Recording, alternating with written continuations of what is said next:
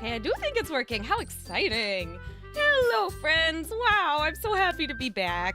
I'm so happy to finally be back. I can't believe how long it took me to actually get to part 2 of this one. I feel like a goose. Also, this one piece of hair is driving me a little nuts. Hi, Crimson. How are you doing? And Maddie, it is so nice to see you guys. I'm so glad to be back. I am so excited about this game. The fact that apparently there's going to be some kind of horror element coming up is really freaking me out in a really exciting way. And I have been waiting for this. I have been waiting for a moment to be able to get back to this. And now I can. I'm trying to figure out how to now make it, oh no, I hit buttons. Let's see if I fucked something up. I may have. I didn't get spoiled at all. The only thing that I know is that there is some kind of horror element coming up. That's all I know. So far, all I know is this is the cutest thing I've ever seen in my life. The cutest game. I'm so excited. Yay! Okay, I'm very excited. Very excited. Not sure what's gonna happen here. Really not. Kind of scared to find out if there's gonna be some kind of strange element of weirdness or creepiness or something like that. And I feel like very lucky that I haven't been spoiled for this. I've just been thinking about it, going, oh my god, but what is gonna happen? How could something so adorable become somehow creepy or weird or something? I guess that's what we're gonna find out today, huh? Oh boy, I'm stoked. And let me do that YouTube thing because this will stay on YouTube. So, although this is a live stream, well, hi, my friends. Welcome back to my channel. Thank you so much for joining me today. My name is Jessa, and it is very nice to see you. And today, we are back to Doki Doki Literature Club live, and this is part 2. So, I believe part 1 is still on the channel, so you can go watch that if you are curious. Okay, I think we should get to it. Oh, hint, you can use the skip button to fast forward through text that you've already read. Can I make this bigger? Hang on a sec. I know it's fine for you, but for me, it's a very tiny window. Oh, I hope that didn't just fuck everything up. It did. Forgive me. See if I can fix it. Sorry, guys. OBS keeps crashing every time I accidentally move the screen, which is really terrible. Oh. I hope it's okay, though. It seems to still be okay. I think it is. Okay. It's got like a black bar on the top of the screen and the bottom of the screen now. I wish I could get rid of that, but honestly, I don't want to touch anything. I don't want to touch anything. Technology hates me. Okay. Are you guys ready? Because I think I am. Let's go! Okay, Monica. Oh, I missed it. I missed this game, apparently. I missed it. You never know when you might change your mind. Let's see the history, though, so that we can be sure what we're actually talking about, huh? Where were we? Ah, I see. Monica's writing tip of the day. Sometimes you'll find yourself facing a difficult decision. When that happens, don't forget to save your game. Gotcha. You never know when you might change your mind, or when something unexpected may happen. That's true. You never know. Wait, is this tip even about writing? Doesn't seem like it. What am I even talking about? Good question. That's my advice for today. Thanks for listening. Okay, everyone. We're all done reading each other's poems, right? I have something extra planned today, so if everyone could come sit at the front of the room. Is this about the festival, says Natsuki. Oh, I missed her. Well, sort of. Do we really have to do something for the festival? It's not like we can put together anything good in just a few days. Oh, she's so cute. Oh. We'll just end up embarrassing ourselves instead of getting any new members. Yurik pops in. She said, that's a concern of mine as well. I don't really do well with last-minute preparations. Oh, she's so cute. Me too, girl, me too. Don't worry so much. We're going to keep it simple, okay? We won't need much more than a few decorations. Sayori has been working on posters, and I've designed some pamphlets we can give out during the event. Okay, that's great and all, but that doesn't tell us what we're actually going to be doing for the event. Oh, sorry, I thought you heard about it already. We're going to be performing. Performing? Oh boy. Oh, hello, DDLCer. Oh, I see now what your username is. Nice to see you! We're going to be performing, but what the hell are we performing? I'm with you, Natsuki. Performing? Oh, she looks so nervous. Monica? Yeah, we're going to be having a poetry performance. Oh. Each of us are going to choose a poem to recite during the event. Goodness. But the cool part is we're also going to let anyone else come up and recite poems too. Oh, that's so cool. Sayori's putting it all on the posters in case anyone wants to prepare ahead of time. Oh, she's so cute. Ooh. Look at these girls, I love them. Sayori, who's been coloring a poster, holds it up for us to see. Are you kidding me, Monica? You didn't. You didn't start already putting up those posters, did you? Well, I did. Do you really think it's that bad of an idea? I don't think it's a bad idea. What I think, Monica, is that you should ask people before agreeing that they will perform their own personal work in front of other people. Some people don't like to do that. Thank you very much. Well, no. It's not a bad idea.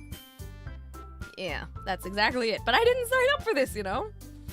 There is no way I'm going to be performing in front of a group of people like that. I agree with Natsuki, and I agree with you too, Yuri. I could never in my life do something like that. Imagining it, Yuri shakes her head in fear. Guys, no, Sayori, I understand where they're coming from. Remember that Natsuki and Yuri never shared their poems with anyone until just a couple days ago. Oh, I just remembered I don't have to use the mouse. I can use a keyboard, so I don't have to reach like that. Whew. Thank goodness, because then I won't potentially bump into my microphone and ruin my entire setup. It's a lot to ask for them to recite their poems out loud to a whole room full of people. It really is, jeez. I guess I kind of overlooked that. Yeah, actually, people, I feel that. People said I keep forgetting that Monica is a popular girl in school. Yeah, see, that's the thing. People who are popular often forget other people may have more of a socially difficult time than you. But I know she has great intentions. She seems like a sweetie pie. I like her. So I'm sorry, she says. So cute. But I still think we should give it our best. We're the only ones responsible for the fate of this club.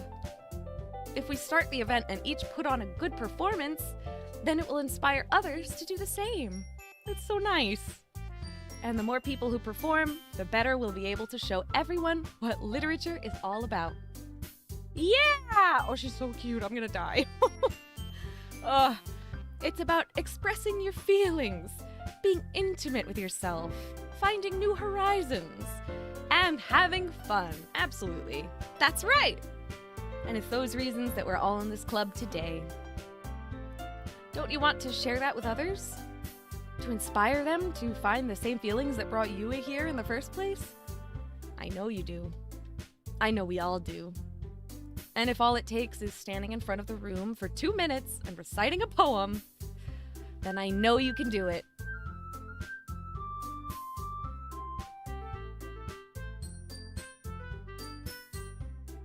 Natsuki and Yuri remain silent. Sayori looks worried. I guess that leaves me no choice. I agree. Jeez Louise, I don't think it's too much to ask. I think that Sayori and Monica have been trying really hard to get new members, and the least we can do is help them out a bit. Well, maybe, but it looks like Natsuki doesn't have any arguments left. Okay, fine. I guess I'll just have to get it over with. All right! Phew! Thanks, Natsuki. What about you, Yuri? Yuri dejectedly glances around at everyone else's expectant faces. Sigh. I guess I don't really have a choice. That's everyone! Yay, we're gonna do it, I guess. You're the best, Yuri. I glance over at the chat to see we're talking about Sauron out of nowhere. Okay. Goodness gracious. One ring to rule them all? One poem to rule them all? I'm here for that. This club is seriously going to be the death of me. Oh, Yuri, she's so cute. Oh gosh. You'll be fine, Yuri. But anyway, let's move on to the main event. I want each of you to choose a poem of yours. We're going to practice reading them in front of each other, oh dear. No way! Monica! This is too sudden. Well, if you can't recite your poem in front of the club, how do you expect to do it in front of strangers? Oh no. Hang on, did I skip a line or not? This is too sudden is what Yuri said. Okay, I understand. Yeah, return. Jeez Louise. Don't worry. I'll start off to help everyone feel a little more comfortable. Can I go next? Of course. Now let's see. Monica flips through her notebook to the specific poem she has in mind for herself. Good. Then she stands behind the podium. The title of this poem is The Way They Fly. Monica begins reciting her poem. Her clear, confident voice fills the room. More than that, her inflection is pristine. She knows exactly how to apply emotion behind each line she recites, bringing the words to life. Is this something she's done before, or is she simply a natural? I glance around me. Everyone has their eyes on Monica, and I need water. Everybody hydrate if you haven't today. Actually, even if you have, just drink some water. I know you guys forget like I do. And yes, I just spilled water on myself. Yay. Sayori looks amazed. Yuri has an intense expression on her face that I don't understand. Finally, Monica finishes the recitation. The four of us applaud. Monica takes a breath and smiles. That was so good, Monica! Thank you very much! I was just hoping to set a good example. Are you ready to go next, Sayori? I'll go next! Oh, Yuri, she's so sweet. Oh, Yuri is fired up all of a sudden. Yuri clutches a sheet of paper between her hands and stands up. Keeping her head down, she walks quickly over to the podium. This poem is called... Yuri anxiously glances at each of us. You can do it, Yuri. It's called... Afterimage of a Crimson Eye. Crimson Eye? I'm looking at you, chat. Talking about Sauron a second ago. I'm looking at you. Yuri's voice shakes as she starts reading the poem. Just a moment ago, she practically refused to do this. Why is she suddenly putting in so much effort? I think it's sweet that she's putting in effort after being so scared. That's so brave of her, honestly. Bravery, true bravery, is doing things even when you're scared, not being not scared. As Yuri gets past the first couple of lines, her voice changes. It's almost like what happens when Yuri gets absorbed into her books. I feel that. Her quivering words transform into the sharp syllables of a fierce and confident woman. Beautiful. The poem is full of twists and turns in its structure that she enunciates with perfect timing. This must be a rare glimpse into the whirling fire Yuri keeps concealed inside her head. Suddenly she's finished. Everyone is stunned. Yuri snaps back into reality and glances around her as if she even bewildered herself. It's up to me to save this situation, apparently. I am the first one to start applauding. Hell yeah! What a nice boy I am. Everyone joins me afterwards and we give Yuri the recognition she deserves. Absolutely. It's not that we didn't want to applaud for her, but we were caught so off guard, we must have forgotten. As we applaud, Yuri holds the poem to her chest and rushes back into her seat. So cute. Oh, she's so cute. Yuri, that was really good. Thank you for sharing. Looks like Yuri is down for the count. I think she wore herself out a little bit. She got into it in front of people, and that is embarrassing. Can be embarrassing. Okay. I guess I'm next then. Sayori hops out of her chair and cheerfully walks to the podium. This one is called My Meadow. Okay. Sorry, I giggled.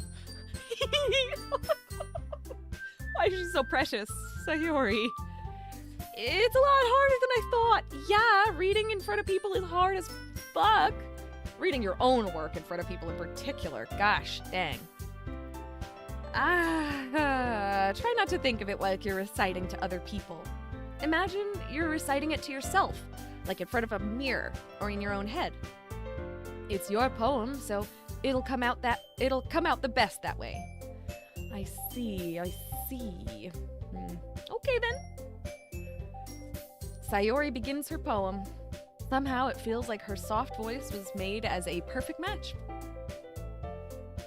The poem isn't aimlessly cheery like Sayori is. It's serene and bittersweet. If I were to read this on paper, I probably wouldn't think much of it, but hearing it come from Sayori's voice almost gives it a whole new meaning. Maybe this is what Sayori meant when she said she likes my poems. It's like I get to reach more deeply into someone I thought I knew through and through. That's what art is. You look into somebody's art, that you'll see the most of them, more than you'll see anywhere else in their lives. In any of the time you spend with them, you'll get to know someone best through their art, is what I'm trying to say. Sayori finishes, and we applaud. I did it! You did. Good job, Sayori. Even Jessa liked it. I guess that's a good sign. What does that even mean? It came out nicely, Sayori. The atmosphere of the poem fits you really nicely. But it might be that other poems wouldn't work quite as well with that kind of delivery. Interesting. Huh? I don't really understand. So do I. I don't understand either. In other words, I've seen poems of yours where that sort of gentle delivery just wouldn't work as well. They might need a little more force behind them, depending on what you're reading. Oh, I know what you mean. Well, I've been practicing that kind of thing. It's just embarrassing to do in front of everyone. Feel that. Then next time, I'm going to make you pick a poem that challenges you a little more. Oh dear, Monica. We don't have much time before the festival, you know? Okay. Now who's next? Natsuki? Humph. Oh my gosh, she's so cute. Don't make me go before Jessa. How come? Oh, she's so sweet. It's not like I can compare to you guys anyway. Might as well let Jessa lower. Sorry. Might as well let Jessa lower everyone's standards a little before I have to do it. Okay. Natsuki. It's fine. It's fine. Oy. I might as well get it over with, huh? But it's not like I have much of a selection of what to read. I'll just have to go with what I wrote for today. I stand up and step in front of the podium. Everyone has their eyes on me, making me feel terribly awkward. I recite my poem. Everyone's looking at me. Since I'm not exactly confident in my own writing, it's hard to put energy into it. Despite that, once I finish, I receive applause anyway. That's nice of them. Sorry, I'm not really as good as everyone else. Don't worry about it so much. I think it's less about your abilities and more about your lack of confidence in your writing. Seems that way. That's something that'll improve over time, though. Yeah, maybe. All right, then. That just leaves you, Natsuki. Yeah. I'm going. Natsuki begrudgingly gets out of her seat and makes her way to the podium. The poem is called... It's called... Why are you all looking at me? Girl, because you're standing at a podium about to read to us. Because you're presenting. Anyway, the poem is called Jump. Natsuki... tongue-tied. Natsuki takes a breath.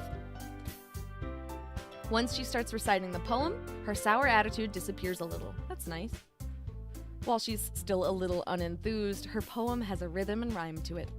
It's Natsuki's trademark style, and it works surprisingly well when spoken aloud. You know, I can imagine that, because her cute style read out loud, I feel like would immediately have a very Dr. Seuss vibe? I can't think of a very good way to put that, but, you know, Dr. Seuss is really fun to read out loud to a kid, you know? I feel like it would have that kind of, vibe. The words feel like they bounce up and down, as if giving life to the poem. Natsuki finishes and everyone applauds. She huffs back to her seat. That wasn't so bad, was it? Easy for you to say. You better not make me do that again. Well, do you at least feel prepared enough to recite a poem in front of other people? I mean, doing it in front of other people will be way easier. Why? Why does she think that? Why does she think that? Oh, hello, new people. I don't know how many of you I have missed. I'm so sorry, but welcome. Thank you so much for joining me today, friends. Yuri-chan and Zippy Giggle Fanny, I guess, are the people I've missed. Welcome. So nice to see you today. But, okay, why does she think that doing this in front of other people would somehow be easier?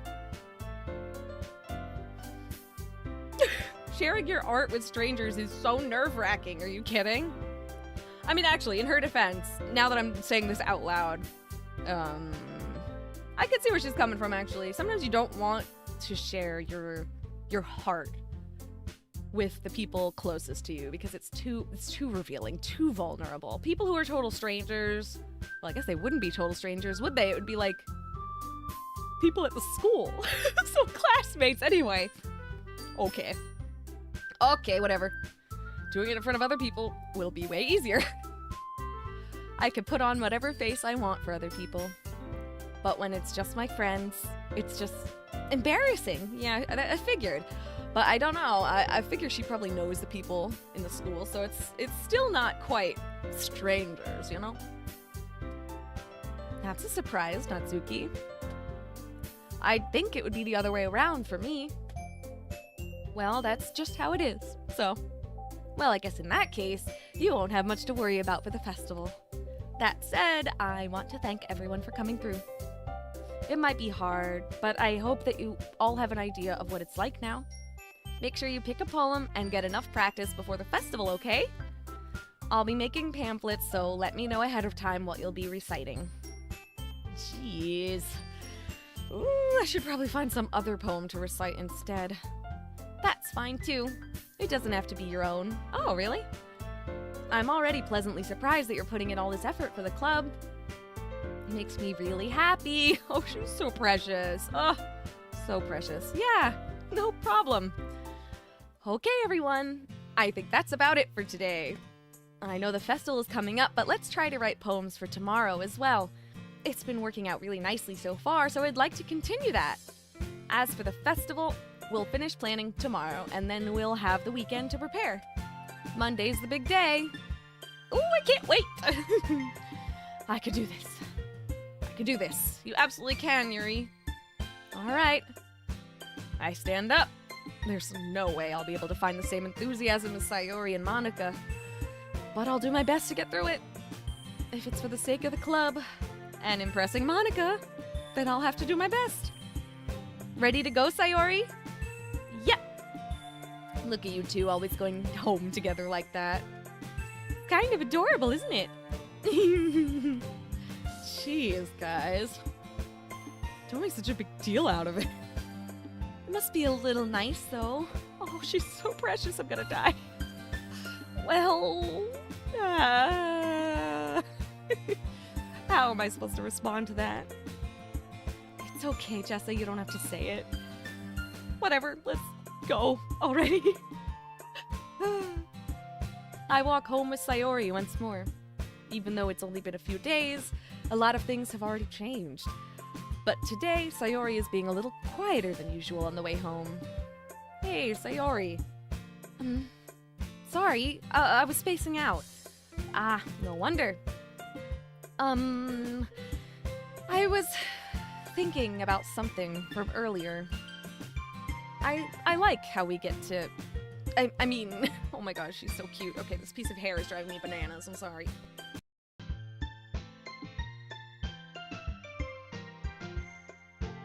Now, usually it writes itself though, so let me sit here for a second until it does.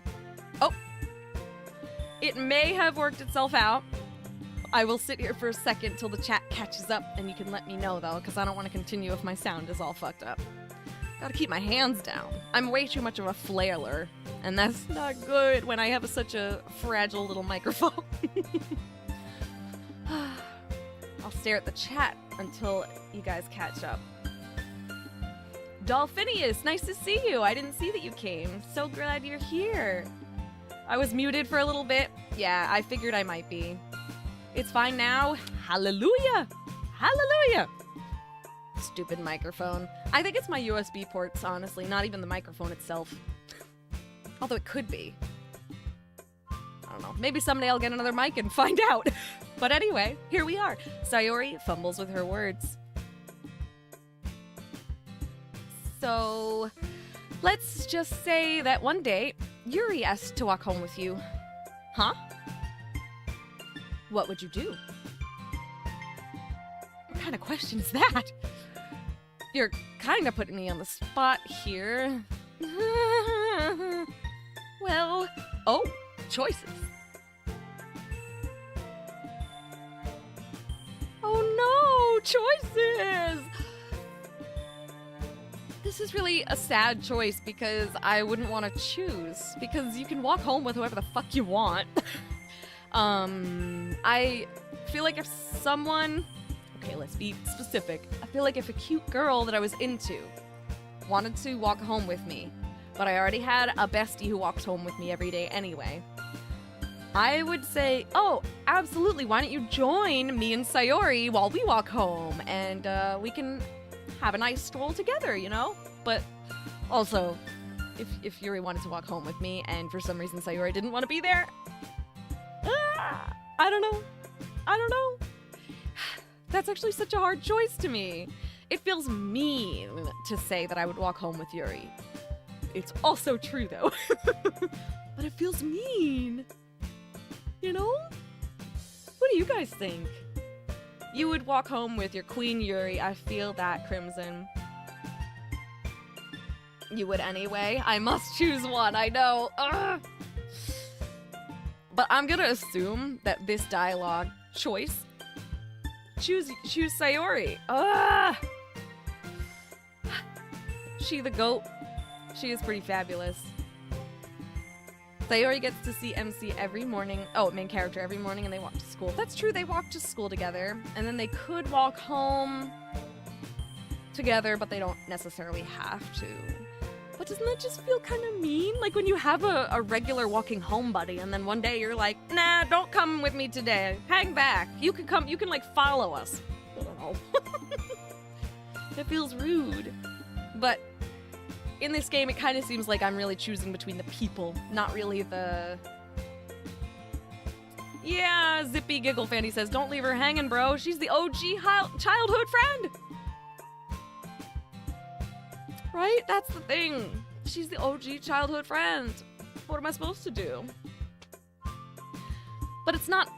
I mean, I don't know, but in this game, is it not really about the walk? Does it have to do with choosing between the girls, really?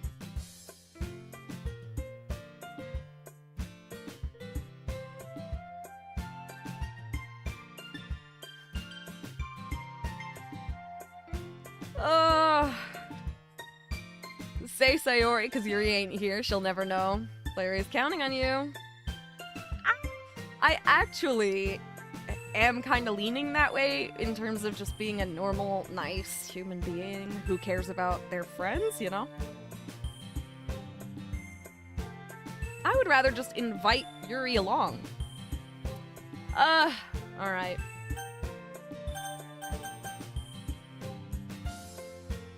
I'm very tempted to say Sayori, actually. I would still walk home with her, but... Delphinius says, say what you want to hear! Yuri-chan says, I'm right here! We got Yuri in the chat for real! I'm gonna say... Oh, I feel so silly, though. I'm gonna... Oh. Ah! I would still walk home with you. Sayori, you really think I would ditch you for Yuri? Huh?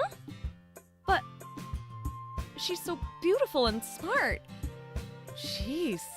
I already see her in the club every day. Oh, I feel like an asshole. Besides, you always seem to really like going home together. I wouldn't just ruin that for you. I feel like an asshole, but yeah. I wouldn't want to ruin that for her. Like, she is the OG childhood friend. That's the thing. That's the thing. Oh, but I do hope this didn't, like, ruin things with Yuri. I can't imagine it would ruin things. Would it? Would it? Would it? Would it? Would it? Would it? No. You're so silly, Jitha. You think about me too much sometimes. Yuri would deserve it if she wanted it, so... Sayori, I've already made up my mind. I really can't figure you out sometimes. I can't figure out this game sometimes, apparently. Sorry. Besides, what's the point in speculating over something that's never going to happen?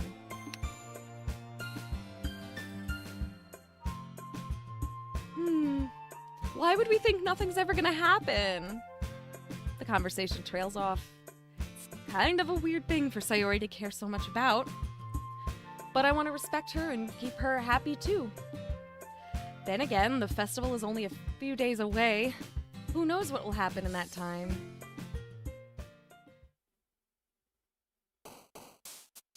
We're back to writing another poem. Very exciting. Nice to see you, Ryota AI, or maybe Al. I hope you're not an AI. Roses are red, violets are blue. I don't know how to finish this, so it's up to you. Yes, I have known her longer than Yuri, so it makes sense. Thank you. Okay, let's see. Bunny, skirt, heartbeat, portrait, milk. Explode, marshmallow. Oh my god, now I want marshmallows.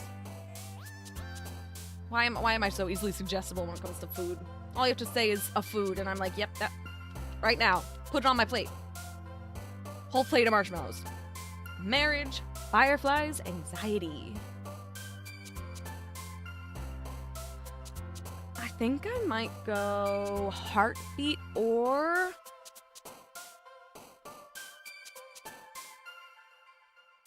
anxiety.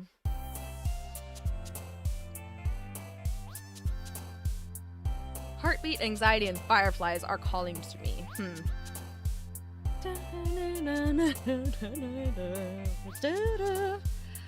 I'm gonna go anxiety. Yuri liked that. Promise, disown, peace, socks, warm summer, suicide, calm, nature, anime. Definitely another bop track. I love this. It makes me feel like I want to boogie.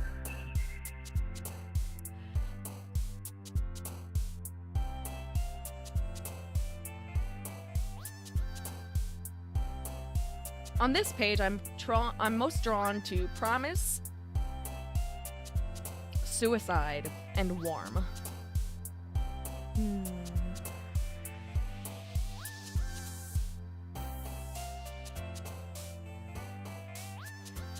I do want Yuri to still love me. What can I say? So I kind of want to go suicide. Wow, what a terrible sentence out of context. Am I right? Holy fuck. I think that's a word she will probably like. You know? Yeah. Oh, effulgent. Yet another good word that I think Yuri might like, but also tenacious. Those are great words. Really great words. I think I might go with tenacious.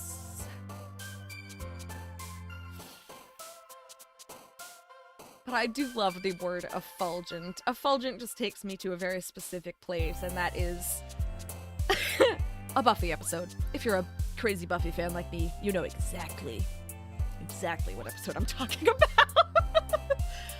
Oh, goodness gracious. Top 10 worst sentences of all time? Yeah. Yeah.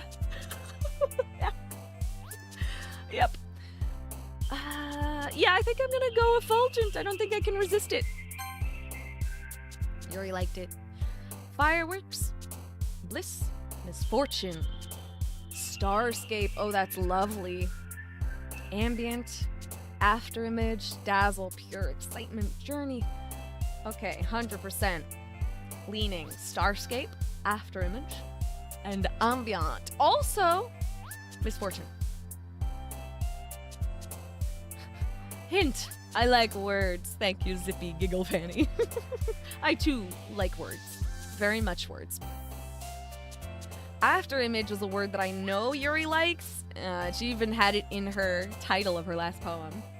She did. She had an after image poem, so I should probably go that one if I want to impress her. She's so cute. I can't resist her. Ugh.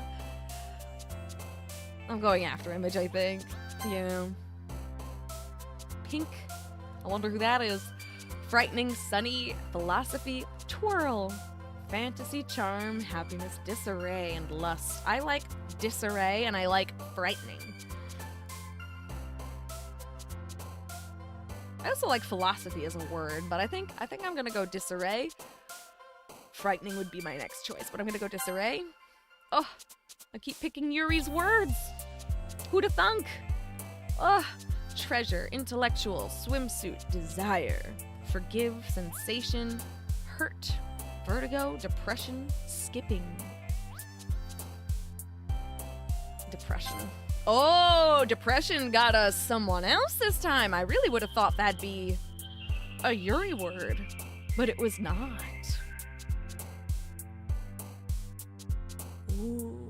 I don't know why that's getting me so bad. I feel so emotional. Okay, anyway, lollipop. I feel so emotional. Lollipop. Tears, whisper, cage, vanilla, bubbles, flying, misery, beauty, passion.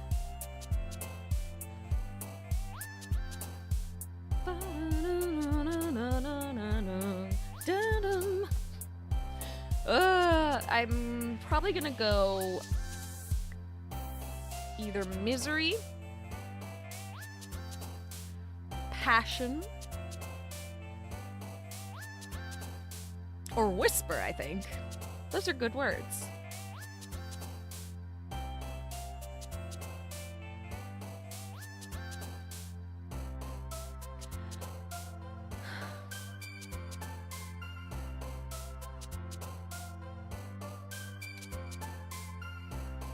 I'm thinking passion, misery, or whisper. Still, I can't. For a moment, I was about to eliminate whisper, and then I changed my mind. And then I was gonna eliminate misery, and I changed my mind. Gotta choose. Gotta choose. Let's go misery. Oh, Sayori's so sad lately, I think. Poor baby. Poor baby. Okay. Oops, I accidentally moved my screen again, so if suddenly it crashes again, that's probably why. I apologize. I don't think it will, though. Doesn't seem like it's gonna. Hope not. Bed, shopping, rose, question, electricity, playground, captive, shiny kitty, blankets. I am leaning electricity and question. Ooh, captive. Captive is nice. Captive is really nice. I'm gonna go captive. Oh, Yuri liked that one. Dark, sing, sparkle, candy, fester. Ooh, I like fester. Again, another weird sentence. I like festering. Sure. Friends, determination, atone, Valentine. I almost said Valentine. Wouldn't that have been interesting? Special. I'm feeling dark, determination, fester, and atone. That's what I'm leaning now. It's those bunch. People says, what about Natsuki? I know. She's such a sweetie pie. I mean, she's a little bit grumpy, but I like her a lot. For some reason, I'm not picking her words. You know? I think I'm gonna go fester. It's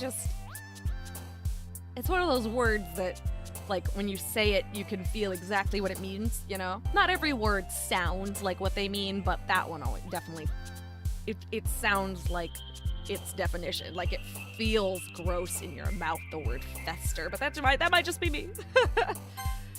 Yay. Wrath. Ooh. kiss, extreme, loud, flower, hope, disoriented, wonderful, rain cloud, defeat. Oh man, I think I'm immediately drawn to disoriented. Also rain cloud, but also wrath. Wrath, rain cloud, disoriented. Those three. I'm leaning disoriented, actually. Let's go with that. Oh! Hair, strawberry, cheer, waterfall, sugar, existence, universe, sunset, aura, ocean. Existence is nice. Aura is nice.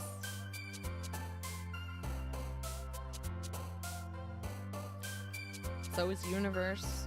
I think I'm gonna go aura. Oh, Yuri liked it again. Destiny, jump, incongruent. Now there's a fancy word. Also massacre. I bet you Yuri is gonna like one of those.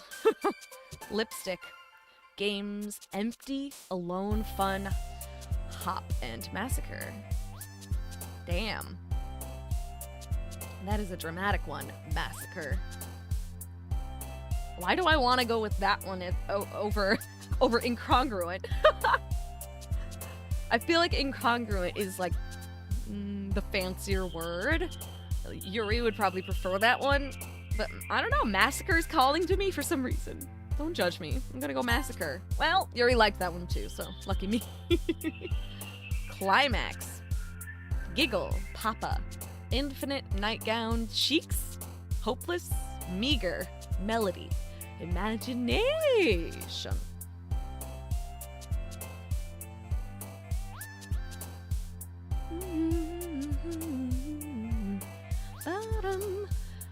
I'm thinking melody, not just because we are currently listening to such a bop, but because it's a beautiful word. You see, Natsuki got at least one word from me. Oh, you think Yuri would love Silent Hill too? I think you're right. I think she'd be very into it. I think she'd probably have a lot of fun analyzing it at the end too. Lazy, vacation, scars, cry, clumsy, feather, covet, uncontrollable, lucky, and color.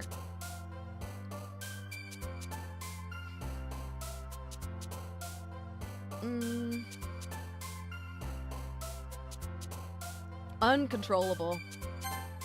Yeah. Tragedy. Boop. Oh, I'm sorry. That's so adorable that the word is boop. Was that always here? Was that in all the other poem word options too? And I forgot. I think that's entirely likely, but my goodness, is that a cute word. Tragedy. Boop. Music, sweet, jumpy, fluffy, secretive, smile, landscape, extraordinary. Tragedy, extraordinary, and landscape are calling to me. Not to mention Boop for being adorable. I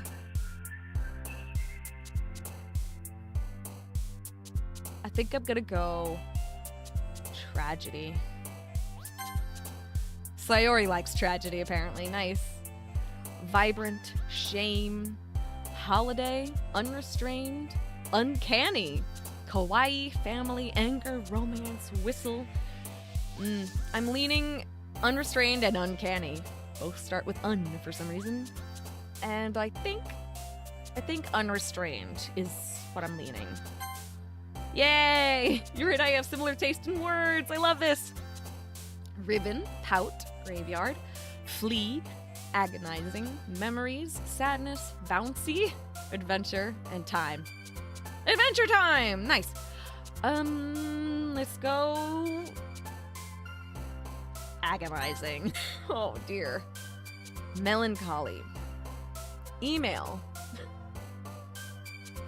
Together, horror, party, vitality, doki doki, daydream, essence, and raindrops. We're going melancholy. Hell yeah. Comfort, heart, sticky, crimson, insight, unending, pain, amazing, vivacious, and heaven sent. I love vivacious. I love crimson. Yes, that includes you, Crimson. And I like unending, too.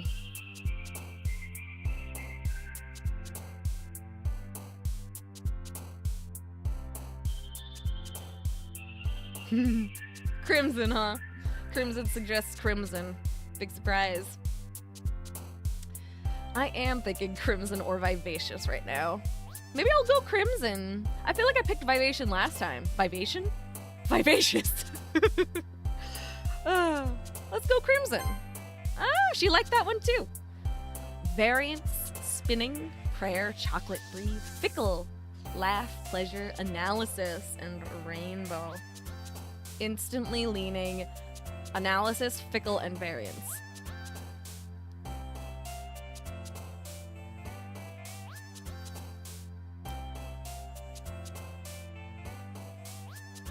I think variance. Oh, Yuri liked that one. All right. Nice. Back to school. Aw, man. What's wrong, Monica? I'm the last one here again? You are? Don't worry, I just walked in too. Were you practicing piano again? Yeah. You must have a lot of determination. Starting this club and now picking up piano?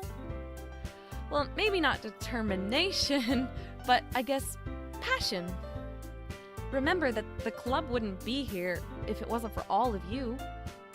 And I'm super happy that you're all willing to help out for the festival, too. Ah, I can't wait for the festival, says Natsuki. She looks so excited for it. I'm surprised she was so, anti-reading out in front of other people at first. So cute. It's gonna be great. Huh? Weren't you complaining about it just yesterday, Natsuki? Well, yeah. I'm not talking about our part of the festival. Oh, wait, then, girl, then what are you talking about? But it's a whole day of school, where we get to play and eat all kinds of delicious food. True. You sound a bit like Sayori all of a sudden. Monica, do they usually have fried squid? Squid? That's a pretty specific thing to look forward to. Oh, come on, are you saying that you don't like squid? You of all people? Huh? I didn't say I don't like it. Besides, what do you mean by you of all people? Because it's right in your name. Is it? Monica. Huh? That's not how you say my name at all. Okay, so this is gonna be a pronunciation thing that I wouldn't know, right? Probably. Mon and Ika. Maybe one of those sentences? What am I trying to say? One of those sounds, one of those syllables is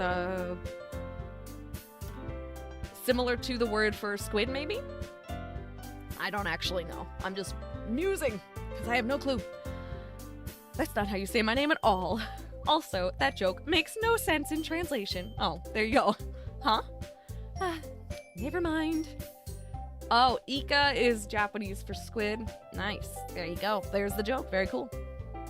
Let's just focus on our own event for now, okay? Fine. Your reactions aren't as fun as Yuri's or Sayori's anyway. Excuse me? Where is Sayori anyway? Oh, there you are. Sayori is sitting at a desk in the corner of the room, looking down at nothing. I walk over to her. Hey, Sayori. I wave my hand in front of her face. Huh? You're spacing out again. Sorry. Don't mind me. You could go talk to everyone else. Huh? Is everything all right? Of course. Why wouldn't it be? It just feels like you're a little off. Sorry for assuming things. Jeez, you worry too much about me. I'm fine, see? Sayori shows me a big smile. Is it an authentic smile? Don't let me distract you from having fun with everyone. Well, alright. If you say so. I worriedly glance at Sayori before turning back towards everyone else. Yeah, I'm worried about her. She's depressed, isn't she? She's going through some shit. but the conversation has already dispersed with everyone back at their usual activities. Maybe I should ask Monica if she noticed anything about Sayori recently. Since they've been preparing for the festival, they must be spending a lot of time together. I timidly approach Monica, who is shuffling through some papers at her desk. Jessa, what's up? Hey, this might sound a little strange, but have you noticed anything up with Sayori recently? Anything up with her? In what way do you mean? Maybe I'm reading into it a little too much, but she seems a bit downcast today. Oh, you think so? I can't say I've noticed anything about her. Monica peers across the room at Sayori, who is idly dragging a rubber eraser up and down her desk. Maybe there is something on her mind.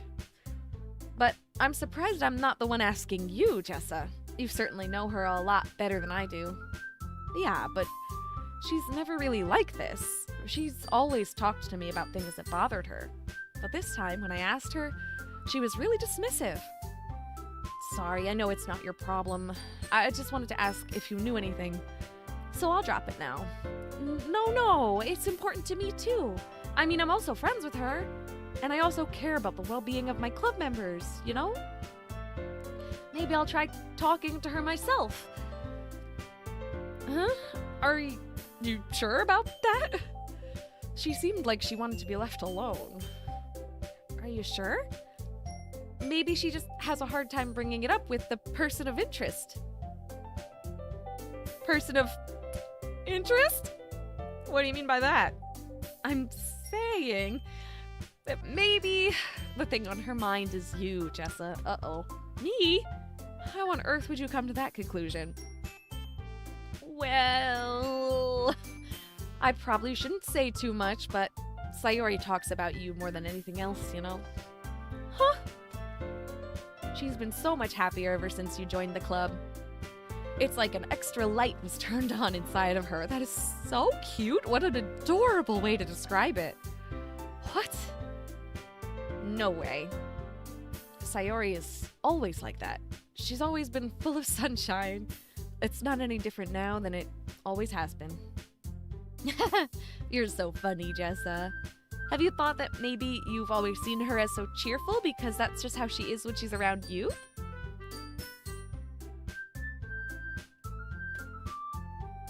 I said too much! I'm sorry, what do I know anyway? I didn't mean to jump to conclusions, so you should just forget about what I said. I'll try to talk to her, so try not to think about it for now. All right. Monica smiles meaningfully. I know she said to forget about it, but I already know that I won't be able to get her words out of my head. Monica stands up from her desk and walks across the room to where Sayori is sitting. I watch her kneel down next to Sayori and gently talk to her. But she's keeping her voice so quiet that I can't hear her from here. I sigh and sit myself down. I know Sayori told me not to worry about her and to have fun with everyone else, but that's impossible to do when she's behaving like this. Exactly how much do I care about her that I'm letting this weigh me down so much? Aww. Now it feels like I'm the one behaving out of the ordinary. But there's nothing I can do besides wait for Monica. Why does it feel like I'm being watched? I glance around the room. Suddenly, I notice Yuri peering at me from over her books. But she looks away just as quickly with a flustered look on her face. I realize that she won't get anywhere like this. I've never really seen Yuri approach anyone or start a conversation of her own accord. So, I have no choice but to approach her myself. By now, it's a little easier for me to do that. I stand up from my desk and sit in one next to her own. Oh, change in music. I didn't mean to bother you or anything. Relax, you didn't even do anything. But I could tell that you wanted to be alone with your thoughts. Alone with my thoughts? How are you even able to tell that I was thinking like that? Well, it's something that I do a lot. So, it wasn't hard for me to spot based on your posture and expression. Not that I was staring or anything. I didn't do anything creepy like that. Goodness, she's adorable. I'm gonna cry. In any case, I guess you were right. I'm sorry if I caused you any concern. Oh, don't apologize. Your troubles are only the concern of those who are willingly... What? Oh. Only the concern of those who willingly share in that concern. Of course, there are certainly those who find the most comfort in keeping to themselves. Oh, yeah. But if you would prefer to share what's on your mind, then I would be glad to listen. It's really not that big of a deal. I was just feeling a bit uneasy about Sayori. Sayori? Yeah, she seems a little off today. But when I asked her about it, she didn't want to admit it to me. So I can't help but wonder if something happened to her. Oh? That's quite romantic. Romantic? How? How is that romantic? Worrying about your friend is not romantic. It's worrying about a friend. Okay. I know the main character is supposed to be a boy, right? And I think there is, this expectation in many cultures, right? Not just ours, not just Japanese culture, not just 1, 2, 3 cultures, but many cultures, I suppose. Girls and boys, men and women being friends and actually caring about each other is like basically considered impossible. Which is so wild to me. Oh! My headphones just yelled at me about battery low, which is not great. So we may have to take a break in a little bit to charge them slightly. It's unfortunate. Quite romantic. Huh? Sorry. I didn't mean to say something stupid. It's not that, I just didn't want you to misunderstand. Sayori and I have just been friends for a long time, that's all. Ah, I see. Then perhaps it is unusual for her to be dismissive to you about her feelings. Or maybe I'm just reading into it a little too much. Jessa, the world is full of meaning, often hidden deep beneath plain sight. And there are many untold mysteries behind every person, no matter how well you may know them. Ah. So, you think that there might be something behind it after all? I think that Sayori is a very complex person. Her mannerisms on the outside don't always match what may be going on inside her head, and she may not always know what she wants. I noticed her strange behavior today too, and I also feel some concern for her.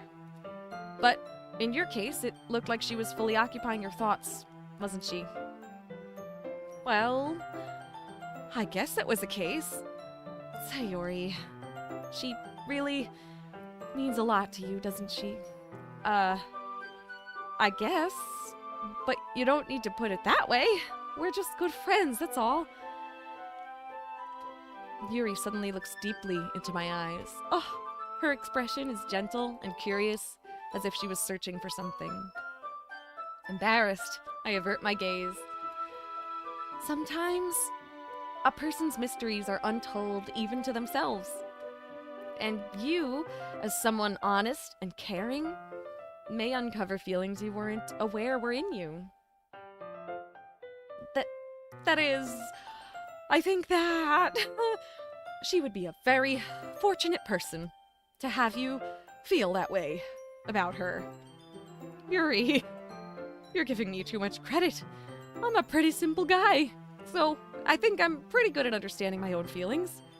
I'm not nearly as sophisticated as you. That's not a compliment, is it? It is what it is. Anyway, as long as we're here, why don't we do some reading?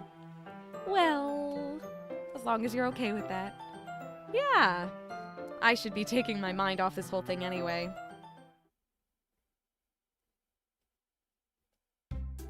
Okay, everyone!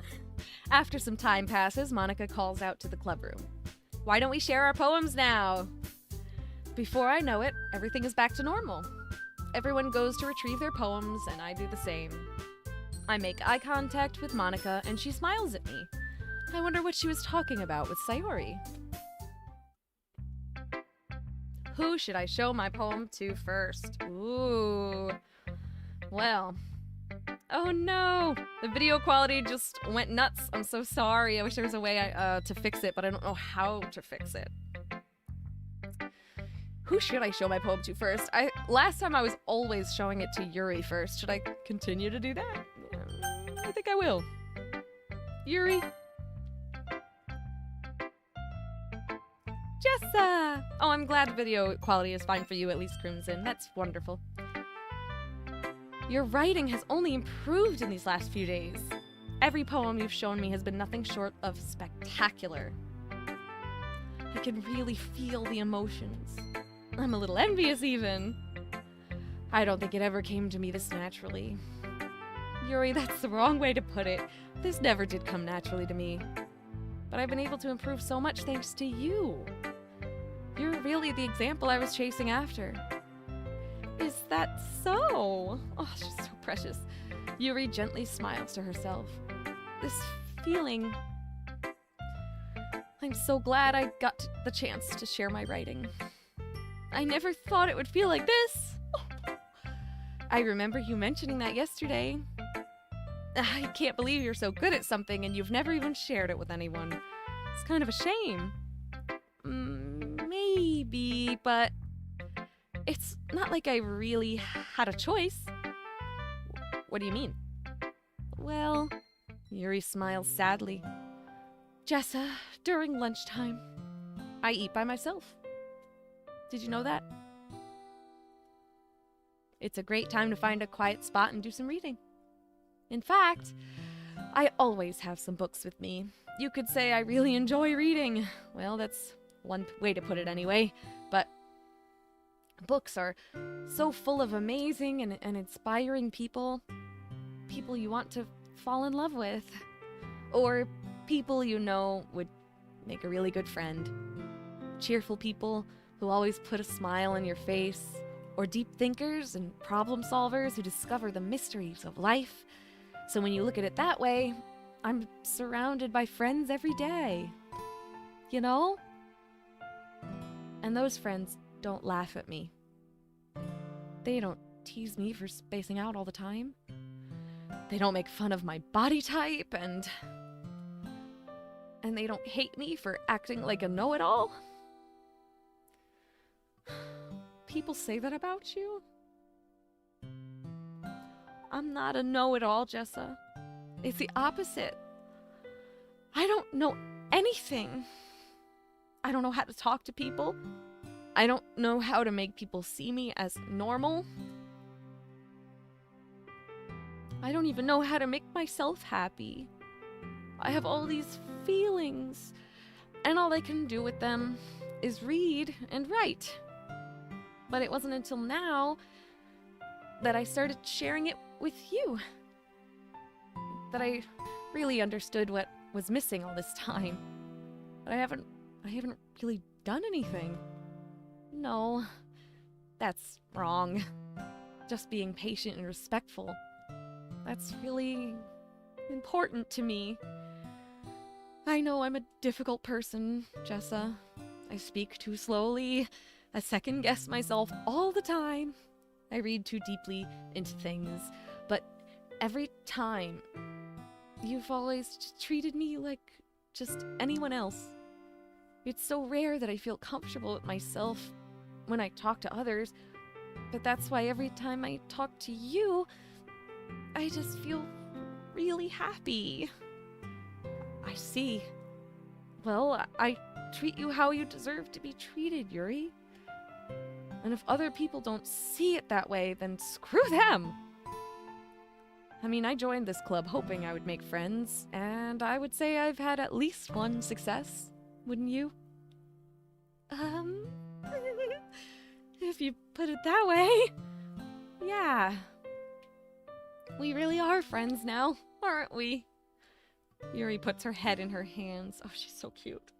But this time, she's smiling as she does it. Oh.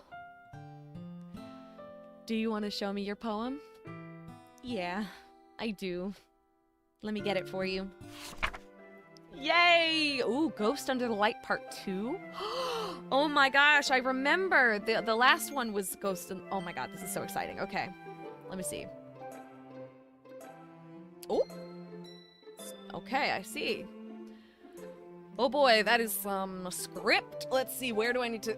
Where do I need to be seated to actually be capable of reading this? A little further away?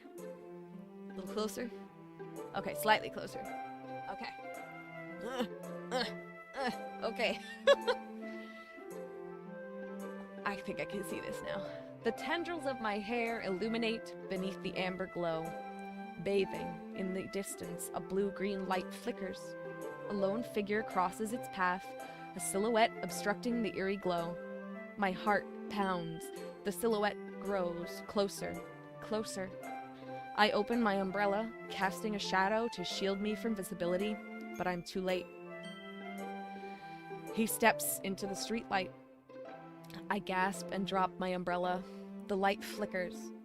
My heart pounds. He raises his arm. Time stops. The only indication of movement is the amber light flickering against his outstretched arm. The flickering light is in rhythm with the pounding of my heart, teasing me for succumbing to this forbidden emotion. Have you ever heard of a ghost feeling warmth before? Giving up on understanding? I laugh. Understanding is overrated. I touch his hand. The flickering stops. Ghosts are blue-green. My heart is amber. Oh my god, that was so cute! Oh, that was so fucking cute! Oh my goodness.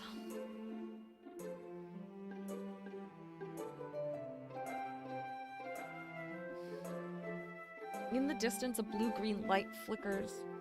And she ends it, saying, "Ghosts are blue-green."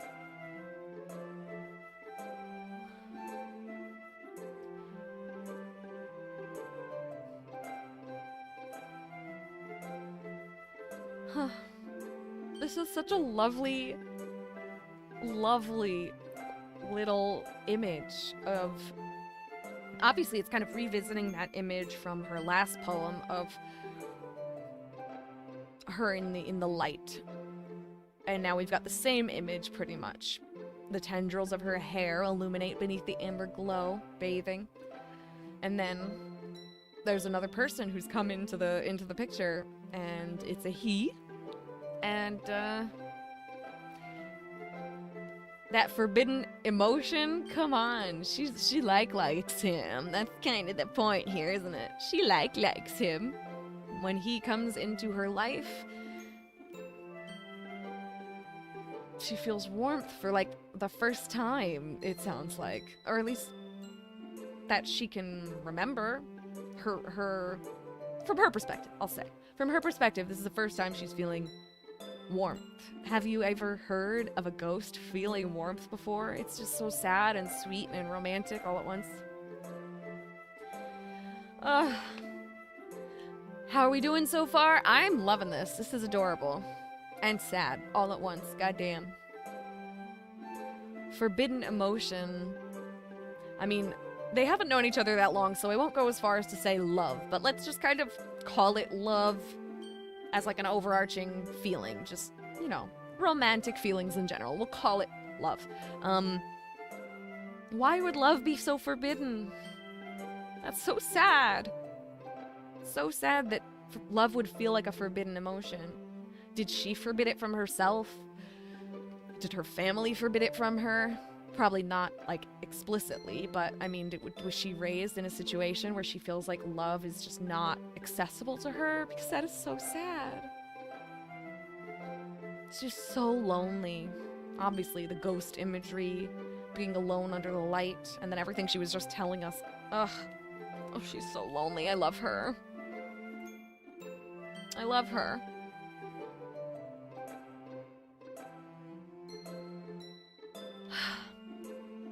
What was the line about the light? The flickering, that's what it is. The flickering stops. I'm trying to recall what the flickering specifically...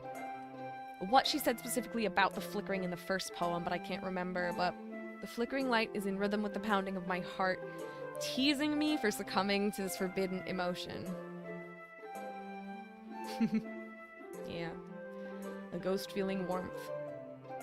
The flickering that is teasing her stops when they touch hands. That's so sweet. I'm gonna cry. Finishing the poem, I start to hand it back to Yuri.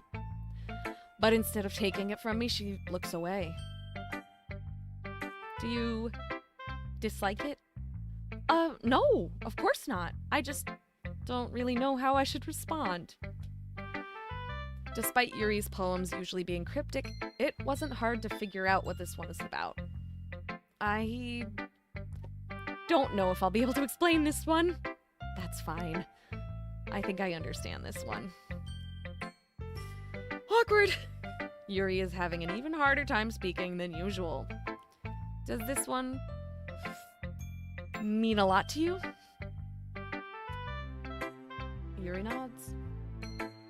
I'm not really good with words, but I'm happy you shared it with me.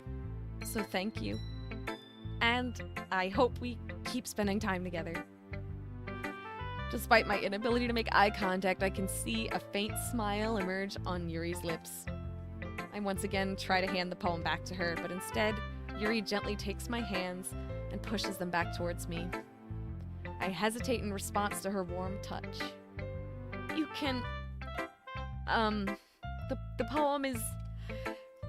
Once again, Yuri fails to form a complete sentence. She's trying to say that I can keep it, isn't she? You mean I can keep it? Yuri nods. I'd love to. Again, Yuri faintly smiles, as if she doesn't want me to notice. You always... Woo! My headphones are yelling at me again that the battery is low. You always make me feel nice.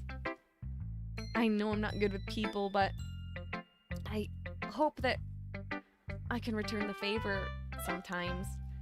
Yeah. Don't worry. I think you do a good job. Yuri finally turns back towards me. I guess we should move on before Monica says something. But I'm sure we can talk again later. Yeah, I'm sure we will. With that, Yuri timidly smiles at me, and I return to my seat so I can put her poem away. I want to hang it on my wall. Who should I show my poem to next? I think Sayori will be next. I'm considering pausing the stream for a few minutes to charge my headphones so that they stop yelling at me in the middle of this. At the same time, I don't know how to pause a stream without making everything fall apart. So if they die, I guess. But if they do, will you still be able to hear it? Because, oh yeah, you would. I think OBS is taking the volume not from my headphones, but from my desktop, so if my headphones die, I think you guys will still be fine. Who should I show my poem to next? Sayori.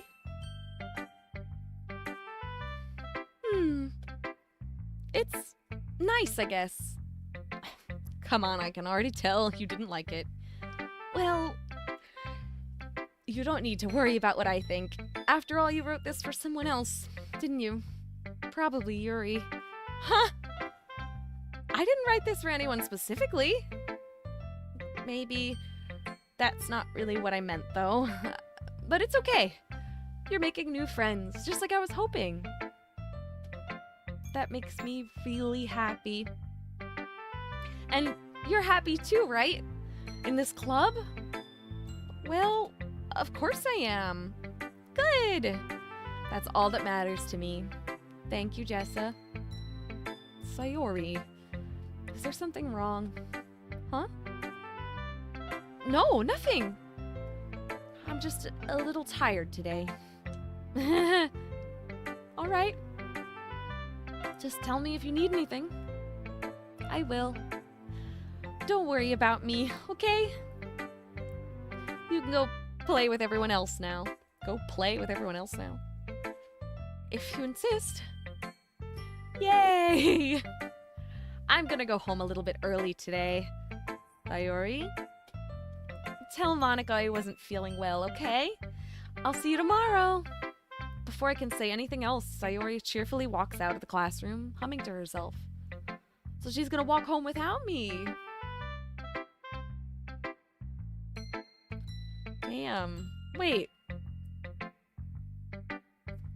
Usually when you show them a poem, they show you their poem. She didn't want to show me her poem. Maybe she didn't read, oh my goodness, words are hard. Maybe she didn't write one because she was too sad? I bet something happened the night before. Something like that. I don't know. Let's show it to Natsuki, and we will show the leader of the club last. No poem from Sayori. Isn't that strange? Hey, Natsuki. She says, meh. I guess you really haven't learned anything after all. Wow. Rude, girl. Rude. Honestly, I don't know why I got my hopes up in the first place. What? I didn't think this one was that bad. What did I do wrong? Poems don't need to be all deep sounding to express something, you know. It's going to just sound like you're forcing it unless you really don't suck at it. Woohoo! Wow. Honestly, don't bother trying to write poems like this until you're on Yuri's level. What? Natsuki stops short all of a sudden, and honestly good, because excuse me? No. First of all, how are you gonna get to that level without practicing? And second of all, rude! People should make art no matter their skill level. Whatever kind of art comes to them naturally, or whatever kind they just are drawn to and want to do, yeah, just do it. Who cares if you're any good at it? Just fucking do it. Don't tell me. Huh? You're not just trying to impress Yuri, are you? What are you talking about? And keep your voice down. You know, Yuri would love this kind of... this angsty... Just because she's a talented writer doesn't mean... I mean... looks like I'm in trouble. I somehow struck a nerve, though what I did is beyond me. I am so done with you. Natsuki shoves the poem I handed her back over to me. Goodness gracious. Take your stupid poem. If you wrote it for someone else, just don't show it to me. Aren't we in a club where we just all share each other's poems? Girl? Girl, what? Does she not know how, like, art clubs work? You share your work with each other. Oh my goodness. Ouch. Exactly. This is what I get for letting a younger girl step into my business. What? A younger girl? Step into your business? What does that even mean? Unless I was a mind reader, I was destined to be in a world of pain from the start. At least Natsuki wasn't really the girl I was trying to impress in the first place. Who should I show my poem to next? The club leader. Hi, Jessa. Hi, Monica. Have you thought about what you want to submit to perform at the festival? Well, being in this club is one thing, but performing in front of a bunch of people? I'll have to give it some more thought. Okay, no pressure, but whatever you do, I'm sure it'll turn out great. And yeah, I realized that also Natsuki gave me no poem too. Why didn't they write any poems? It would also... What? Suddenly I forgot how to read. It would also make me happy to see. Anyway, let's take a look at today's poem. Sure. I let Monica take the poem I'm holding in my hands. She does a little read, I bet. Your style has gotten so refined, Jessa. Yuri's been teaching you a lot of things, hasn't she? Well, I guess so. Yeah, I've been noticing how much time you spend with her. I think I've heard her say more words these past couple days than she's talked in the whole year. That's wild. Not sure how you did it, but that's pretty impressive. Well, she just needs some patience and a way to talk about all the things in her head, I guess. I'm still getting the hang of it myself. You're certainly putting in a lot of effort. You must really like her. That's... Awkward. It's awfully suspicious, you know? Wait, suspicious? Spending time with her in the club room every day? Oh, I see. I see. Reading that edgy novel with her? Oh, edgy? Okay.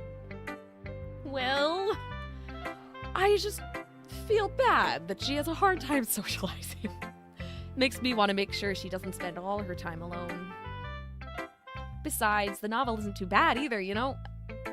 All right. I get you. Just be careful, all right? I know that Yuri isn't used to opening herself up, so if something bad happens while she's vulnerable, then it could be really hard for her. Her books aren't a total escape from reality. They're just a bandage. You say that like I'm going to hurt her. Sorry, I didn't really mean that. If anything, she might accidentally hurt herself. Anyway, I'll share my poem with you now, alright? Alright. The Lady Who Knows Everything. Quite a title. An old tale tells of a lady who wanders Earth. The lady who knows everything. A beautiful lady who has found every answer, all meaning, all purpose, and all that was ever sought. And here I am, a feather, lost adrift the sky, victim of the currents of the wind. Day after day, I search with little hope, knowing legends don't exist. But when all else has failed me, when all others have turned away, the legend is all that remains. The last dim star glimmering in the twilight sky, I see. One day, wait, what? Oh my gosh, words. Until one day, the wind ceases to blow.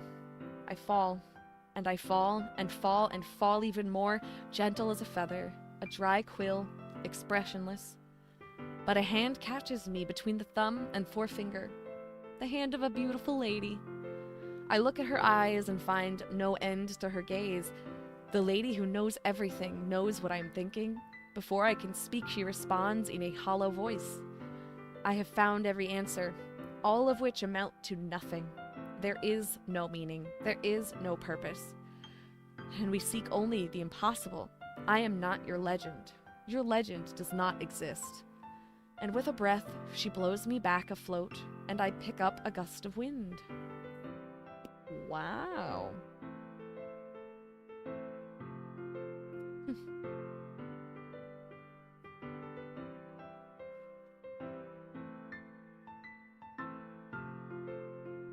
Huh. I feel like the only word really coming to mind that fits a way to describe this, the feeling that Monica's clearly trying to get across here, is lost. She must feel so lost in life for whatever reason. I feel like we know the least about her. Except that she's very popular and clearly like a go-getter. Somebody who really likes to do the thing. Start a club. Sign up for things where she performs. Play piano when she wants to play piano. She's just living her life, kind of blowing along like a feather. Just going with the flow. Wherever the wind takes her. But kind of lost.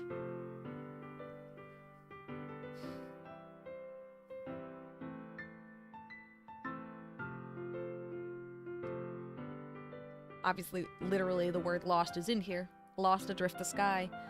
Victim. I just noticed that word. Victim of the Where am I getting under from? Currents. Undercurrents? Is that where I got that from? Who knows? Victim of the currents of the wind. Day after day I search. I search with little hope, knowing legends don't exist. But when all else has failed me, when all others have turned away, the legend is all that remains. That legend is a lie, is kind of the thing. The legend is the only thing she has to cling to give her hope.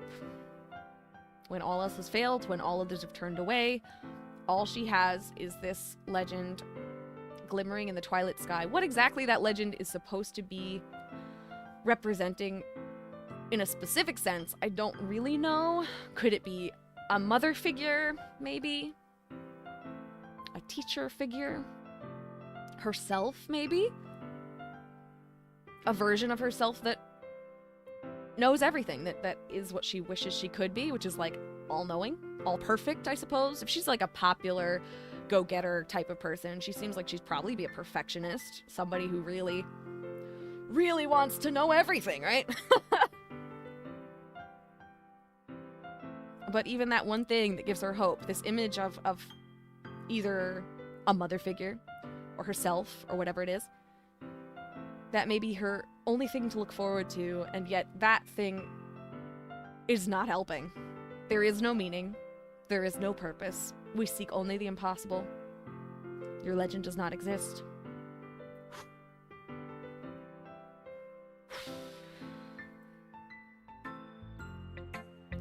You know? I feel like learning and looking for answers are the sorts of things that give life meaning. That is so, so true, Monica. Not to get too philosophical or anything, but it was kind of on my mind, so that's what I wrote about. I see. I never really put much thought into it. In a way, it's almost paradoxical, because if we had all the answers, wouldn't the world start to lose its meaning? You know, there's one thing I noticed.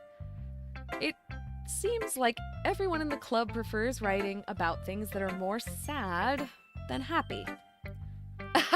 Are you surprised? I mean, if everything was okay, we wouldn't really have anything to write about, would we?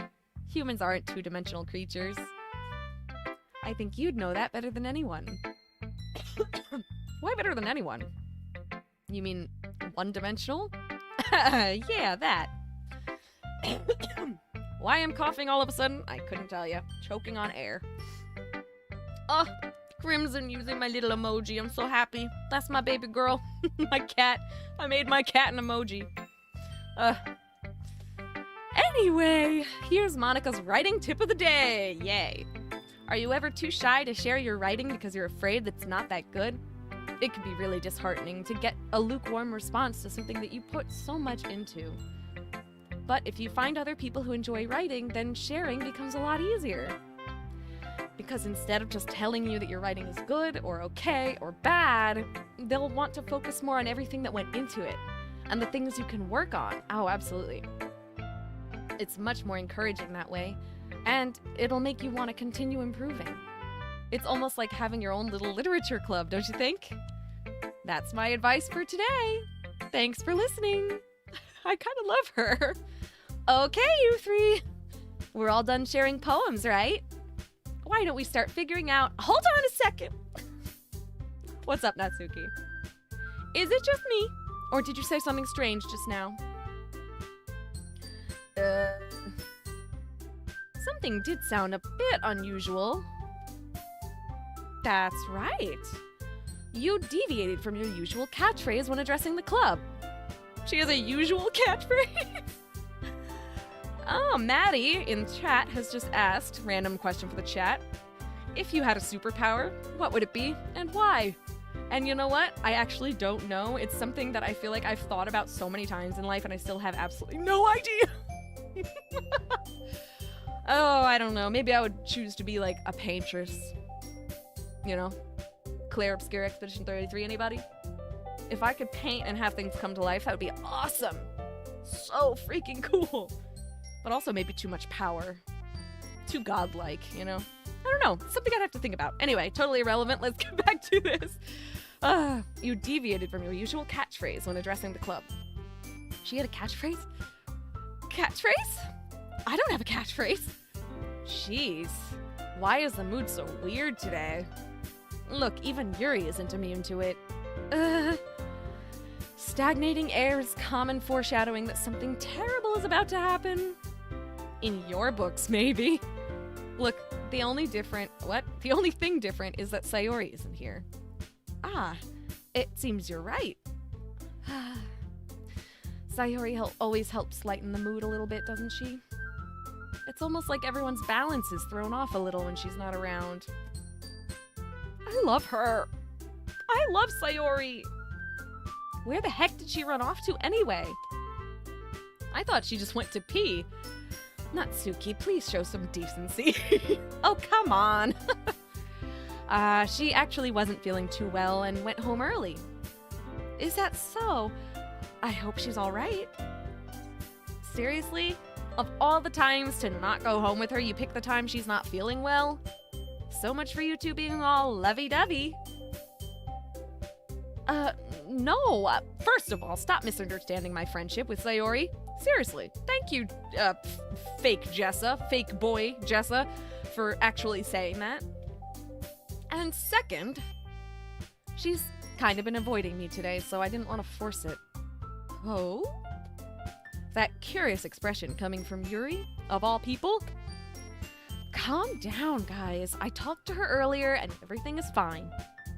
What did she say? She ignored me. Unless I just skipped it, she ignored it. She ignored it. She ignored it. Anyway, we need to figure out the rest of the festival preparations, so let's decide what everyone will be doing this weekend. Things are weird, huh?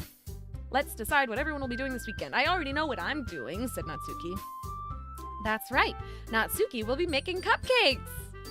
But we might need a lot of them, and different flavors. Can you handle that all by yourself, Natsuki? Challenge accepted. And as for myself, I'm going to be printing and assembling all the poetry pamphlets. Sayori will be helping me design them. And as for Yuri?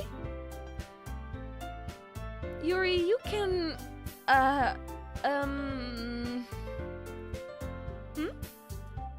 Guys, can you help me come up with something for Yuri? You didn't have a job for her? I'm useless. Oh, Yuri, no! No, Yuri, you're not useless. You're perfect. No. Oh, sweetie, but I know the feeling. I know the feeling. It's not a good feeling. No, that's not it at all. You're the most talented person here, you know? That was hurtful to Natsuki, clearly. Now Natsuki's pouting too? Oh, geez, even I can tell now. I guess I never gave Sayori enough credit, but I can tell things are even harder on you when she's not around. That may be the case. But if I can't also be a leader on my own, then I won't grow as a person. So, Yuri, you have beautiful handwriting, you know? So you should make some banners and decorations to help set the atmosphere. Atmosphere? About that. I love atmosphere. Yuri's expression suddenly changes as she stares at her desk in focus and starts nodding to herself. Your mind is already racing, I see. That's great! You'll be a wonderful help, Yuri. But anyway, that just leaves you, Jessa, the one who is truly useless. Don't say that. In fact, both Natsuki and Yuri have some pretty heavy tasks to handle. It would probably go a long way to give one of them a hand. You could always help me out as well. It would be really appreciative. It? Oh my goodness, words. I would be really appreciative of that. Is Monica suggesting I spend the weekend with one of my club members? I think so. How on earth are they going to respond to a suggestion like that? Yuri says, I suppose I wouldn't mind a bit of help. And Natsuki said, well, even if you don't know how to bake, there's always some dirty work I could give you. Wow. It's not like Monica's going to give me a choice, and you shouldn't be sitting on your butt anyway. Okay. Natsuki tries to mumble a bunch of excuses like that. If I recall, Natsuki, you mentioned that you would like to handle the baking on your own. Jessa may not like to be around if you only make him out to be a nuisance. So, therefore, he may be more suited to assisting with the decorations. Oh my god. Hold on, I never said that! How hard could it be to make a few decorations, anyway? Sounds more like you're just making excuses for Jessa to— What are you saying? It will be extremely meticulous work. And baking isn't? Just what do you think? Guys! Let's settle down for a moment. In the end, I think it's up to Jessa to decide how he'd like to contribute. Whew. Besides, he hasn't really gotten the chance to spend any time with me yet, you know? So I'm sure he's interested in— You literally just said— I'm surprised as well. Sorry. I was just saying, though. Jeez. Can we just settle this already? Yeah. Jessa, you're okay with this, right? in the end, it's up to you. Of course. Very well. In that case, everyone looks straight at me. Oh my gosh! But of course, I'm going to go with... Are you serious? Oh my goodness.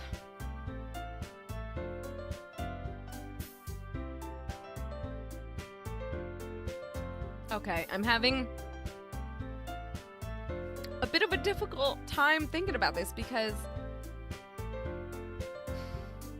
my immediate instinct is go spend time with Yuri because she's so cute. However,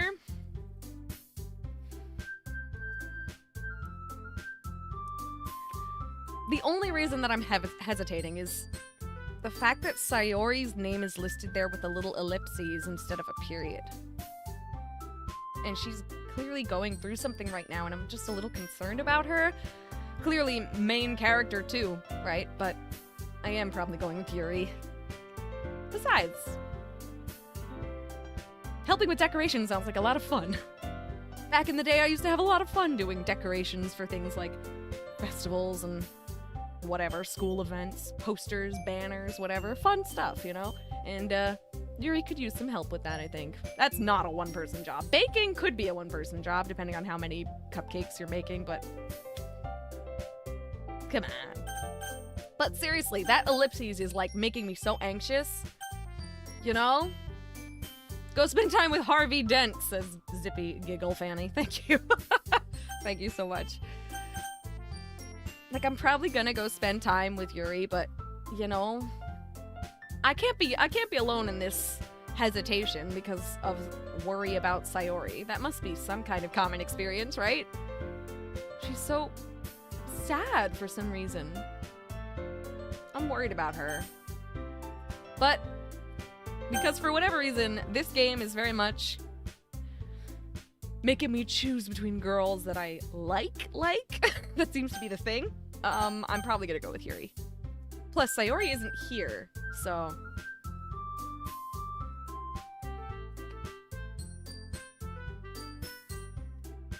You know? My heart does want Yuri. That's the thing. My heart wants Yuri. Maddie is screaming, no! And I don't know why. I'm considering just going for it. And I think I am. I'm so worried about Sayori, man. But still, I'm going with Yuri. Well, I'll probably be most useful helping out Yuri. Me? Are you serious? Why would you... Natsuki, I can already tell you're about to say something mean. Yeah. No. I was just saying... Ugh. So you'll be helping Yuri then, Jessa? Yeah. That's what I'm going to do. Oh, people tried to spoil the game? Well then, thank you for all the knowing. Maddie, that was a bad sentence. For screaming no. Because, please, do not spoil the game. That is what I'm gonna do. Gotta go help Yuri. I'm glad. I have a bad habit of overthinking these sort of things, yeah. So I think your assistance will be very useful. That's great to hear. Natsuki, will you be able to handle the baking yourself? I mean, yeah. I already said I would be fine. Okay. Everyone can tell that Natsuki is feeling a little sour. So is that everything we needed to go over? Yeah, that should be about it. Are you guys excited? Well, excited might not be the right word, but I suppose I'm looking forward to it a little bit. Do you feel the same way, Jessa? Me? I guess you could say I'm interested to see how it'll turn out. That's good enough for me. What about you, Natsuki? Natsuki! What? Why is everyone yelling at me? I didn't even do anything. No, that's not what I meant at all. Yuri anxiously glances between everyone in the room. I'm sorry for this. I don't really know why Jessa picked me. You don't have to apologize for anything, Yuri. Oh my gosh, she's so sweet and so sad. I feel that. The chronic apologizing. Ugh, my heart. And also, your cupcakes are the best cupcakes I've ever had. See, that's lovely. Thank you for being nice to her when she's clearly upset. They go really well with my tea. And nothing that I do for the event will compare to that, so... I get it. I'm kind of surprised, though. Why? Well, I'm the one acting immature. I already know that. But you're trying to cheer me up all of a sudden. I know, I'm not really good at it. I'm sorry if I said something bad. Natsuki isn't the only one surprised. Monica and I are also taken aback by Yuri's words. When she already has trouble with words, trying to cheer someone up must be far out of her comfort zone. But I begin to understand. Yuri was trying to sound like Sayori. Oh, she's trying to be... For some reason, my brain is going to the term middle sibling. But like, you know, the glue of a family, the middle person, the mediator. Is mediator the word I'm really trying to go for? I think it is. I think mediator is the word I'm trying to go for. Sayori was the mediator, and she's not feeling well today. That's so sweet. Even if it didn't work perfectly, I can tell that she tried to say something Sayori would say at a time like this. Because Sayori always helps everyone smile and feel good about themselves. No, I kinda appreciated it. I'm sorry for making a big deal out of nothing. But I'm going to say this. You better bet that my cupcakes are gonna be the best part of the whole event. Ah, I believe you. Me too. Me too. Yeah, I hope to see everyone do their best. But with that, there's nothing more for today, so I guess it's time for us to head out. Alright, let's get out of here then. Bye! Everyone packs up their things. I start to follow Monica and Natsuki out the door as they chat between each other. Hey Yuri. I turn around. Sorry. I realized that I don't have any way of contacting you this weekend. Oh, you're right. I can't believe that slipped my mind. Should I give you my phone number? I think that would be the best way. Yes. All right, then. Yuri and I exchange phone numbers. Okay. Then I'll be stopping by your house on Sunday? Huh? My house? I'm fidgeting with one of my little sweatpants strings, so I'm very sorry if I'm doing something weird over here. My house? Is that a problem? No, not at all. I just thought that I would be the one going to your house since I'm the one helping you. I suppose that does make sense. But if you don't mind, I think I would prefer going to your house. Oh, all right. In that case, it won't be a problem. I decide to not press Yuri for a reason. It's not like it should matter much either way, so I'll just need to make sure my room is clean. I hope I managed to make myself useful in some way. I'm not nearly as creative as you are. Oh, don't underestimate yourself, Jessa. I think that we'll make a very productive team. Even if you only chose me because you felt bad or something. Wait, you don't actually think that, do you? I don't know. It's difficult to come up with any other reason you may have chosen me. You're forgetting the one reason with the most common sense. I chose to help you because that's what I want to do. But Yuri thinks to herself with an extremely tense expression. Yuri, you're overthinking this. You wanted me to point out when you're overthinking, right? I didn't realize. I'm telling you, I want to. That's all there is to it. Do you believe me? Yuri thinks really hard again. She looks straight into my eyes for a long time. Or a long while, actually. I believe you. As if it took her tremendous effort, Yuri finally says that and relaxes her expression. And I'm really looking forward to Sunday. Yeah, I am too. After that exchange, I make my way out the door, and Yuri follows. I can't believe this. Yuri is going to be coming to my house on Sunday? Ah! My anxiety shoots through the roof. Even though I've gotten pretty used to handling her at this point, there's no telling what might end up happening when we're outside of school. Ooh. More than that, she told me she was looking forward to it.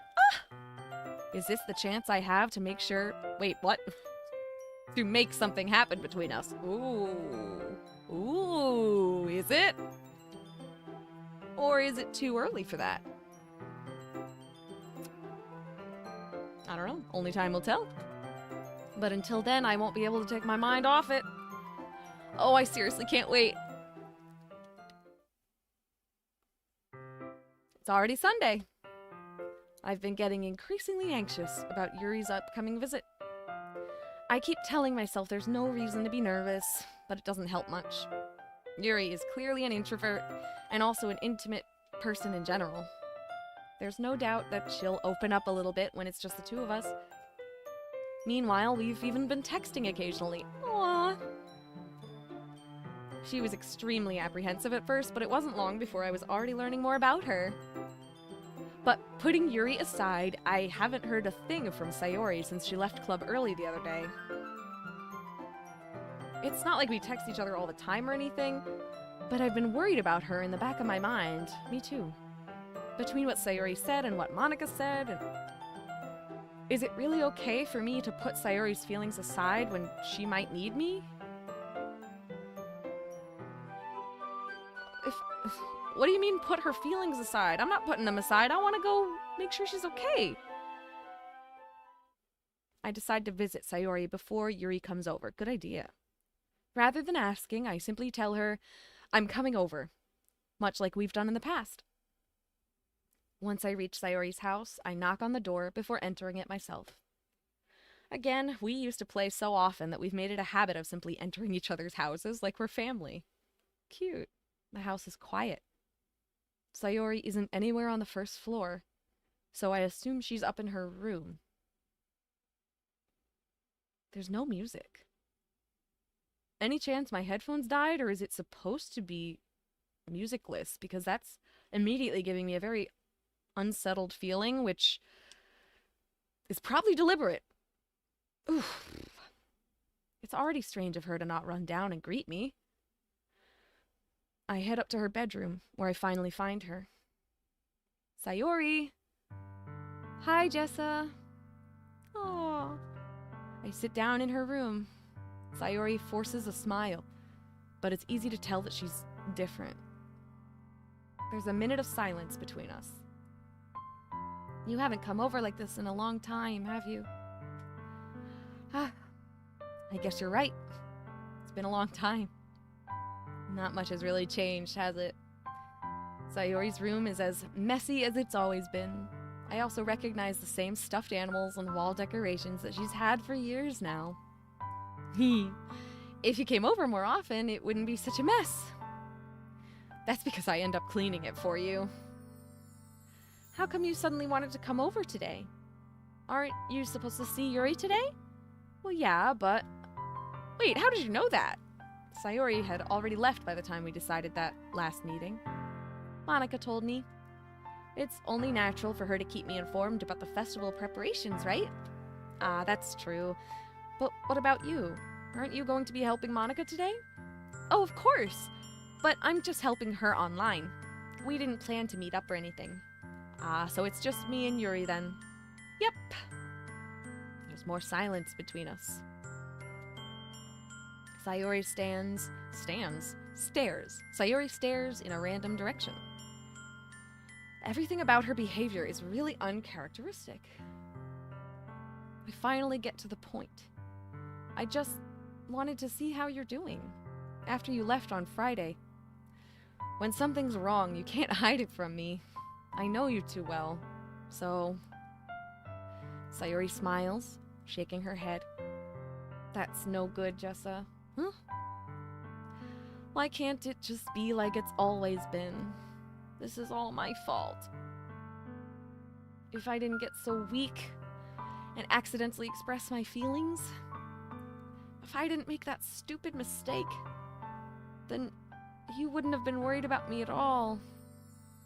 You wouldn't have come here. You wouldn't have even been thinking about me right now.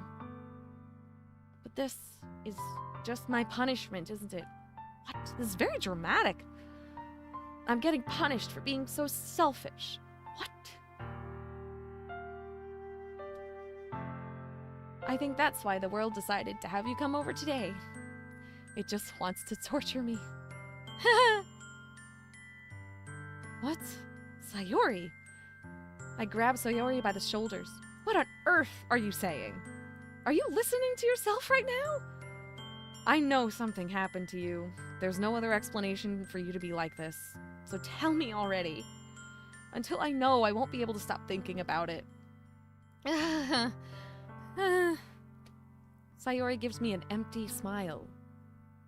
You really put me in a trap, Jessa. But you're wrong. Nothing happened to me. I've always been like this.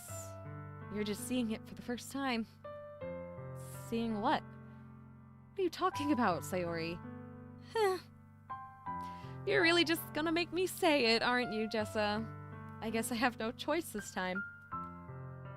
The thing is, I've had really bad depression my whole life. Oh, sweetie.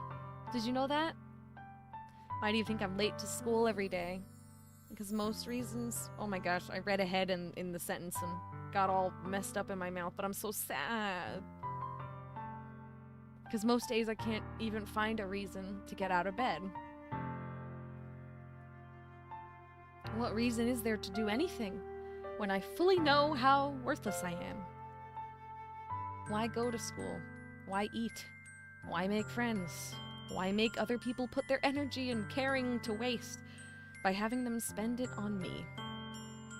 That's what it feels like. That's why I just want to make everyone happy, without anyone worrying about me. Girl, my heart hurts. I'm in shock. I can't even figure out how to respond. How is it possible that Sayori kept this from me the entire time I've known her? Did she really want so badly for me to just not think about her?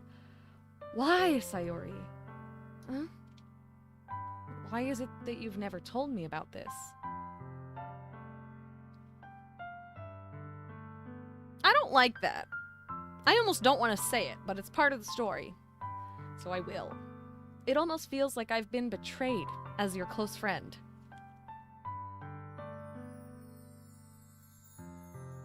Yeah, I don't like that. I don't like that. Being someone's close friend does not mean they are obligated to share every secret with you. If someone wants to keep their depression, close to the chest and not share that fact with people near them, and maybe they're uncomfortable when other people pity them, and it's just easier to be happy, to pretend to be happy, to make other people happy. And I don't think that's any kind of betrayal. What the hecky? What the actual hecky? But okay, yes, Crimson, you're so right. Main character has a bad way with words sometimes, huh? Because if I knew, I would have done everything I could to support you. Even if there's only so much that I could do, I would have tried a little bit harder to make every day a little bit better for you. That's why I'm your friend. All you had to do was tell me. You don't understand at all, Jessa. Why do you think I didn't tell you? Because if I told you, then you would have to waste effort caring about me instead of doing important things. Oh, sweetheart.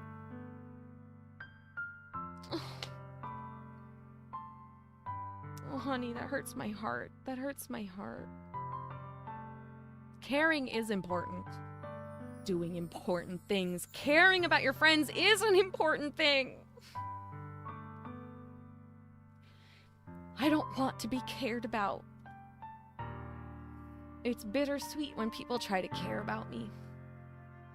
It feels nice sometimes, but it also feels like a bat being swung against my head. That's why I wanted so badly for you to make friends with everyone else. Helping everyone be happy together is the best thing for me. But then I discovered something else, too. Seeing you make friends and get closer with everyone in the club, it feels like a spear going through my heart. So that's why. That's why I decided the world just wants to torture me. Every path leads to nothing but hurt. Truly, Maddie, I feel that. Why is Sayori being so relatable right now? This is hurting my heart so bad. You're right, I don't understand. I don't understand your feelings at all, Sayori. But I don't need to understand. Whatever it takes for me to help you stop hurting. Oh, honey. Oh, honey. And this time I'm oh, honeying at main character here. Because, wow.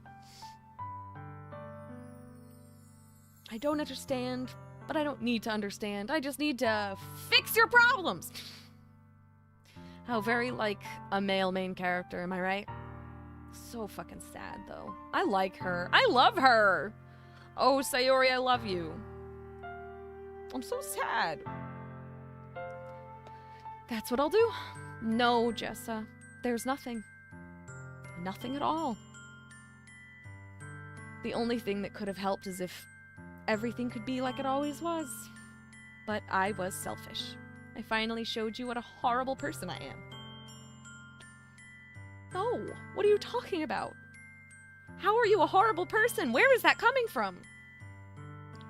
What exactly makes you think you're a horrible person? Tears streaked down Sayori's face. I made you join the literature club because I was selfish. And I was punished by my heart hurting in a way that I couldn't understand. And now you came here, and I made you hurt too. Oh, sweetie. I'm just weak and selfish. That's all I am. And that's why I'm going to accept these punishments. Because I deserve every last one. Without thinking, I once again grab Sayori's shoulders. This time I pull her into a tight embrace. Jessa, Sayori, I don't care if you feel selfish. I'm really happy that you convinced me to join the club. Seeing you every day makes it worthwhile enough. If I make friends with everyone else, then that's just a bonus. I know, I need to hug Sayori right now so bad too. Oh my god. She does not deserve all this pain. She does not deserve punishment like she thinks she does. Ugh.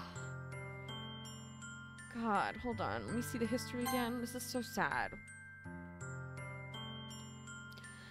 I don't care if you feel selfish. Yeah, the thing is, you can feel as selfish as whatever. As selfish as you want to feel. Doesn't make it true. Feelings are not facts.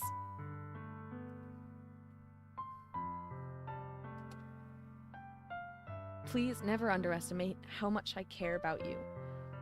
I wouldn't have it any other way. Jessa.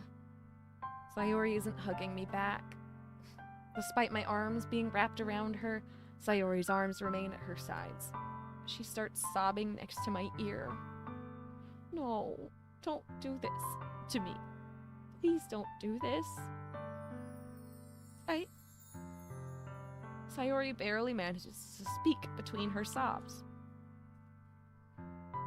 I don't know if I'm doing the right thing, but all I want is for her to know that I care. If you have it in you to call yourself selfish, then you have to let me be selfish too. No matter what it takes, I'll figure out what needs to change. I'll make these feelings go away. Oh, main character, I don't know about that. You can't just make a change and magically make depression go away. It doesn't work like that. It's a lovely thought, though.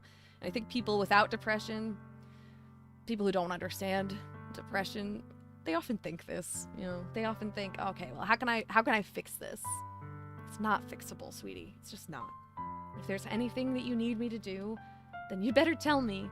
I'll get mad if you don't.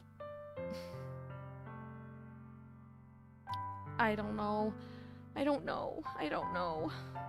Oh my god, that's so real. That's so real. Oh my god, that's so real. I'm gonna cry. Oh, jeez. Gently, Sayori finally puts her arms around me in return. I don't know anything. It's all really scary. I don't understand any of my feelings, Jessa. The only time I'm not feeling nothing is when I'm feeling pain. Oh boy. But your hugs are so warm.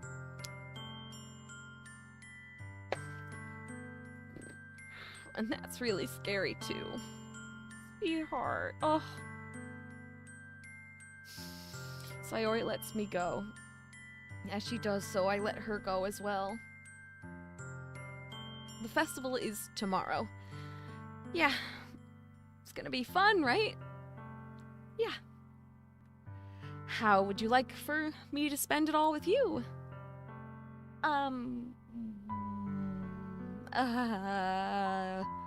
It's what I want. I promise. I think that would be nice then. Yeah. Sayori wipes her eyes. Oh.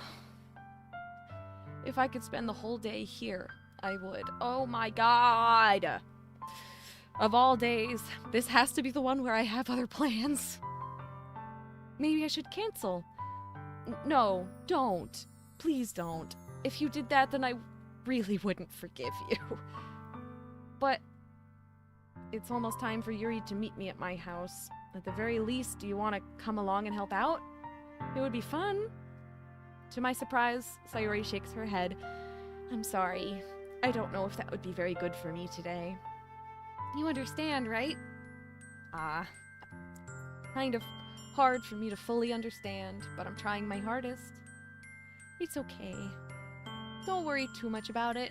I'll see you tomorrow, okay? Alright. I look forward to it.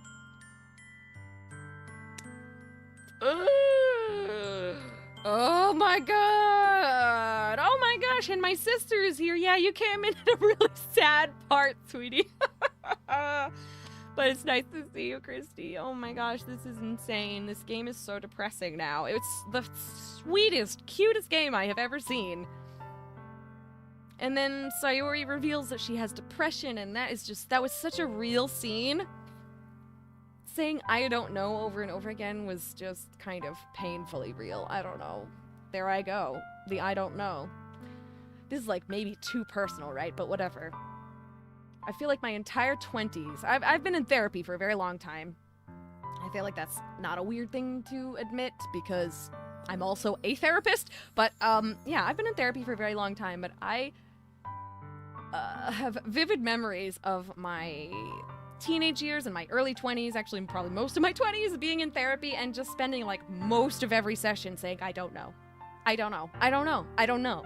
I don't know. I don't know. I don't know. I don't know. I don't know. Because it's so hard to interpret your own feelings sometimes, especially when they're really dark, really heavy, really confusing. Big hug. Big hug. I hit my mic. It's gonna be muted for a minute, probably, but it'll come back. Is it back? See, this is why I don't hit my mic, because if I do, it goes mute for a minute. But I think it's back now. Oh, my heart. My heart. Relatable. Yes, I am a therapist. I'm actually an art therapist to be specific, but yes, I am a therapist. Oh, my heart! I say goodbye to words. I say goodbye to Sayori and exit her house. Oh, my heart is gonna just mush. Just mush.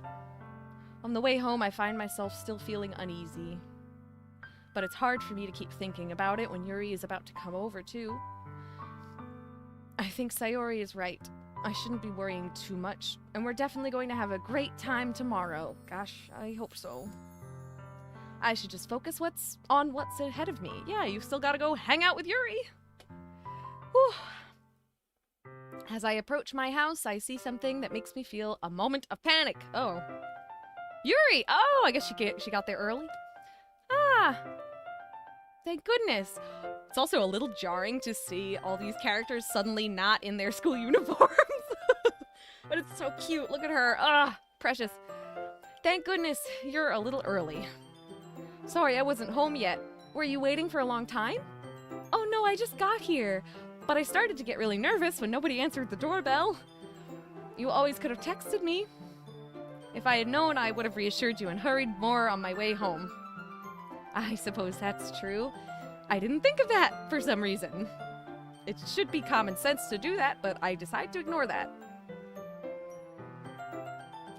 I guess it's common sense, but some people just don't think of it. It's okay. Anyway, let's go inside. I see you brought a lot of stuff with you. Crimson says Yuri is like one of the few characters who can really rock a turtleneck, and really she is rocking that. She's rocking it. That's right. And did you manage to find everything I asked you to buy as well? Yeah, pretty much. At least I hope I got everything right. I'm sure it will be fine. I take Yuri to my room. The first thing she does is glance around curiously, which makes me feel anxious. It's so clean. I cleaned it before you came over, so that's very considerate of you to do. No, I would be really embarrassed for my room to be a mess while you were here. Well, I do enjoy cleaning. I would have gladly helped you clean. Wow. That would be even more embarrassing. Wait, don't look in there. What's she looking at? I snatched Yuri's wrist, which was in the process of opening a desk drawer of mine. Who just goes into someone's bedroom and starts opening up drawers? If I walked into someone's bedroom, I would not walk up to their desk and just start opening their drawers. That's crazy. Oh, ridiculous. I'm sorry. I wasn't thinking for some reason. I was just spacing out. It's fine, it's fine. I let go of Yuri's wrist. She puts both of her hands firmly in her lap, as if she's making sure she can keep track of them. So, should we get started? Yes. I have a few things planned that you could help with. Decorations and other atmospheric enhancements? Atmospheric enhancements? You know, mood lighting, aromatherapy candles. Oh, wow. I didn't know you planned on taking it that far. Of course. I want to help take our guests to a faraway place. Although many will stop by just out of curiosity. And for cupcakes, I guess. I'm determined to provide an experience that will leave them wanting more. That's great. It's easy to forget that you're a pretty intense person. I feel like that's a weird thing to say. Am I wrong? Is that a weird thing to say to someone? To randomly tell them, you know, it's easy to forget you're a very intense person. I don't know. I don't know about that one. Intense? I guess that's the best way to put it. Is that a bad thing? I personally would not say it's a bad thing. I think it's a weird thing to say to someone out of nowhere. But personally, I consider intense to be a very good thing. I love intense people. And no, I'm definitely not biased just because people tell me I'm a very intense person. Nope, not at all. I don't even mean to be an intense person. Probably like Yuri. People just think you're intense. It's like, what am I gonna do about that? Not at all. It's something that I like about you, actually. Is that so? That makes me feel relieved. And kind of happy. Yeah, no need to be anxious. You can relax a little. Relax. I brought some things for relaxation. Oh? I was going to use them during the poetry event. Oh yeah, like what? Let's see. Yuri rummages through her bag. She pulls out a few candles and a wooden cylinder-shaped object. I did some shopping on the way here, so I happen to have these in my bag. I planned to cover the windows in black paper and use the candles to light the room. I think that would be amazing, don't you? Yeah, that would be really neat. Also, yes, Christy, I see that. The turtleneck, adorable. I love the turtleneck. I could never pull off a turtleneck to save my life, but she rocks it. What is that wooden thing, though? Yeah, that's what I was wondering. Oh, this? It's a diffuser for essential oils. Oh. How familiar are you with aromatherapy? Not familiar at all. Ah, is that so? It's one of my favorite contributors. What? Contributors. contributors. I guess I was trying to say contribution, right? Whatever. It's one of my favorite contributors to a positive atmosphere. Depending on the oils or herbs you choose, you can change the mood of the air itself. You can even feel it permeate through your body. Relaxation, positive energy, romance, reflection. It's almost like magic. Yuri takes the cylinder and pushes a switch on the bottom. In just a moment, a thin ray of vapor begins to spout through a small hole on the top. Wow, that smells wonderful. What kind of mood is that one for? This is a jasmine essential oil.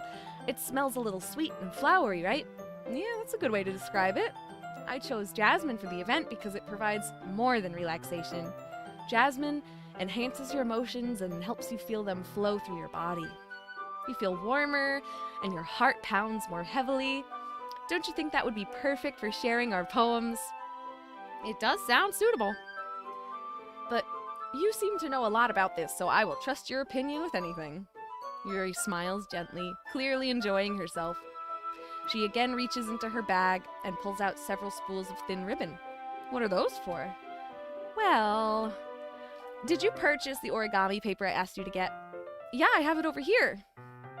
We won't be using the paper for folding origami. What I'd like to do is write a different word on each paper. Oh, okay. We'll need to do about 100 of them. Oh, yeah? What'll those be used for? Well, I'm gonna cut pieces of ribbon to hang from the doorway of the classroom. Then we can fasten the paper onto the ribbons to create a doorway curtain. That is really cool. Wouldn't that be beautiful? Actually, yeah, that's an awesome idea. It would also catch the eye of those passing by the room. It may attract some to peek inside. Hello, V-Nick.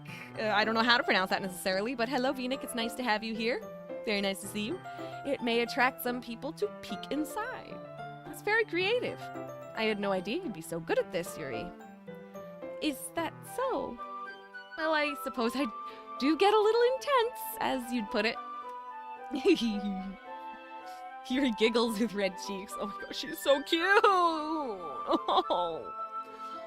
Is it just me, or is she more relaxed when it's just the two of us?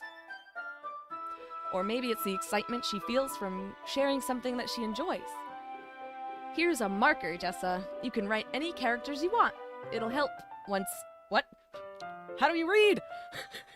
I'll help once you finish cutting... What? Oh my god, I'll help you once I finish cutting the ribbons. I can read. All right. Sitting on the floor together, the two of us get to work. I carefully draw a different character on each paper, doing my best to manage my bad handwriting. Welcome, Bot Pepper 360. Yes, we are playing this. Yes, we are. In 2026, Avant-Garde. I see another person. Look at that! Bunch of new people that I haven't even seen your usernames before. So nice to see you. Thank you for coming. Bad handwriting, huh? Okay, Yuri unravels a long strand of red ribbon to her desired length. Then she reaches into her bag once more and pulls out a pocket knife. The knife is strangely beautiful. The silver handle has an intricate pattern of waves etched into it. The blade itself is gently tinted blue. Ah, pretty. That's no ordinary pocket knife. It looks really fancy. Well...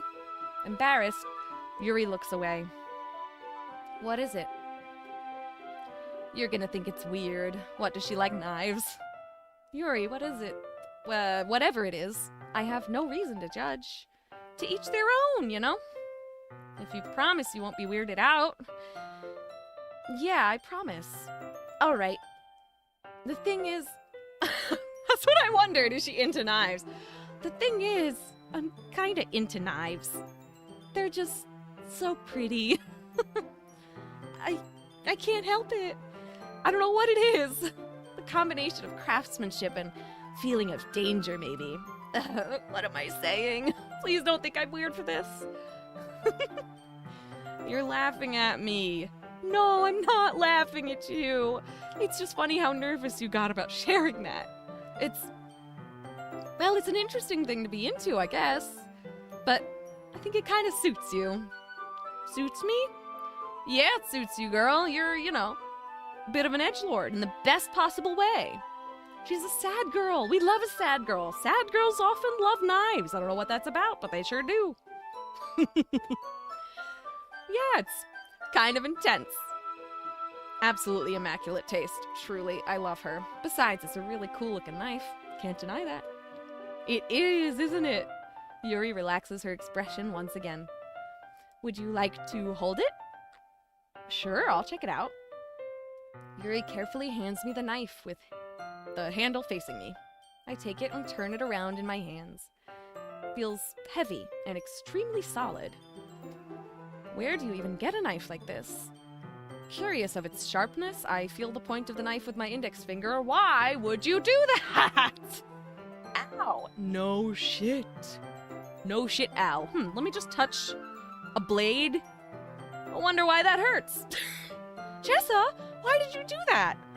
I didn't expect it to be that sharp. I barely touched it at all. It's my fault. I should have warned you. This knife is extremely sharp. It's a knife. I think anyone with a brain does not need to be warned to not touch the blade part of the knife. Oh my goodness. The knife is extremely sharp. It can cut through skin like it's paper. Oh no. A small drop of blood trickles down the side of my finger. Yuri takes my hand and gives the wound a closer look. Ah. She stares at it and noticeably fidgets. If you're squeamish, I'll go wash it off right now. Without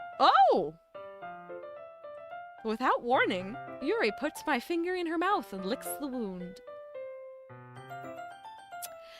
I feel her tongue curl around my finger. Startled, I instinctively pull my hand back. Oh, please forgive me. I wasn't thinking. Yuri lowers her head, her face burning up. Yuri.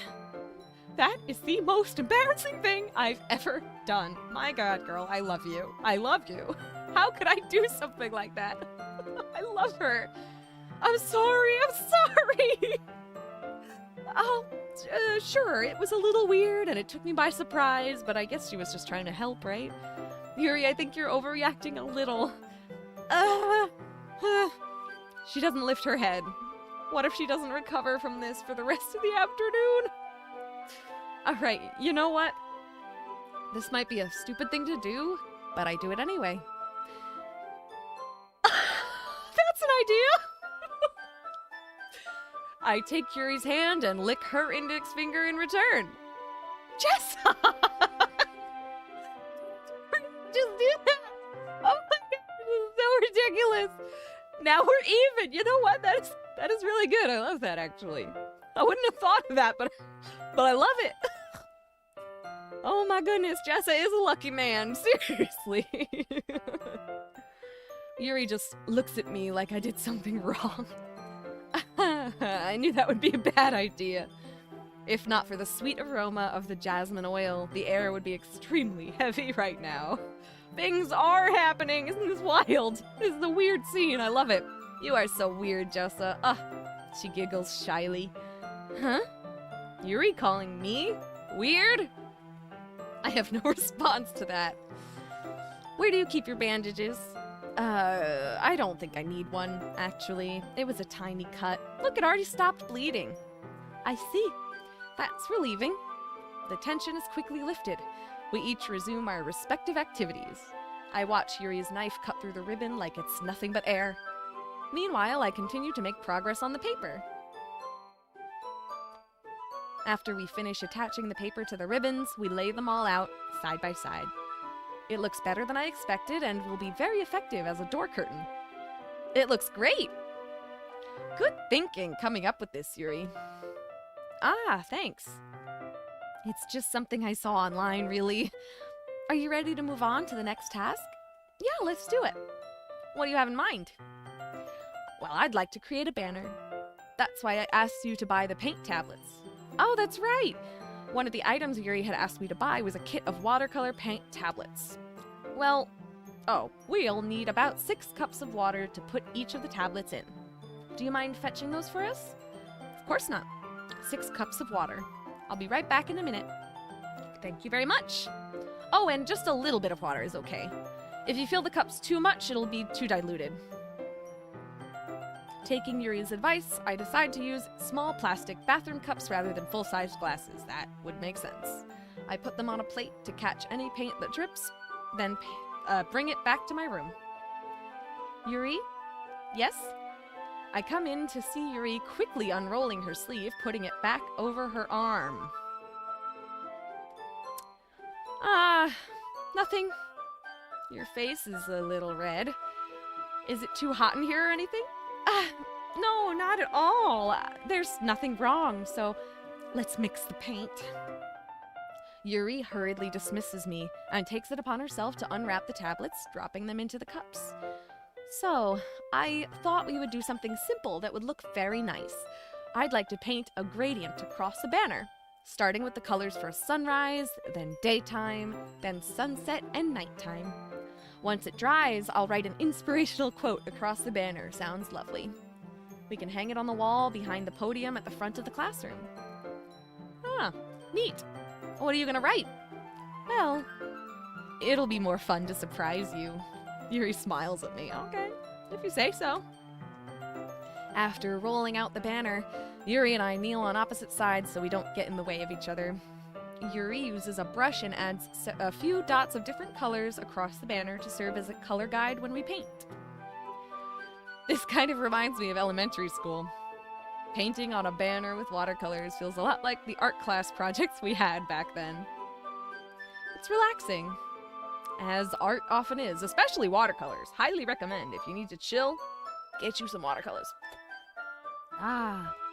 Sorry if this feels too childish. Oh, no, I didn't mean that at all. It's kind of fun, you know? Yeah, it is fun. I'm glad you feel that way too. Yuri stops painting for a moment, thinking to herself. For me, I don't need to go out and do crazy things to have fun. In fact, I usually don't even want to. I just like when I can spend time with one other person. Even if it's something simple like reading. It doesn't even matter if we don't talk much. Just having a friend next to me makes things feel a little bit nicer. I think that's all it takes for me to be happy. Is that so? Even if Yuri and I are quite different, I can understand where she's coming from. I feel that way about things like anime and games where simply sharing the experience with someone can make me happy. I'm gonna cry! 'Cause yes, girl, same. I love her. Hold on. I'll look at the history again. I love her. Jessa saying, I mean, yes, I know that's my name, whatever. Main character saying, Yuri and I are quite different. It's just funny. What are you, main character, a normie? Jeez! Oh, it's so sweet. She's so sweet. And yeah, sharing your experience with other people is such a delight.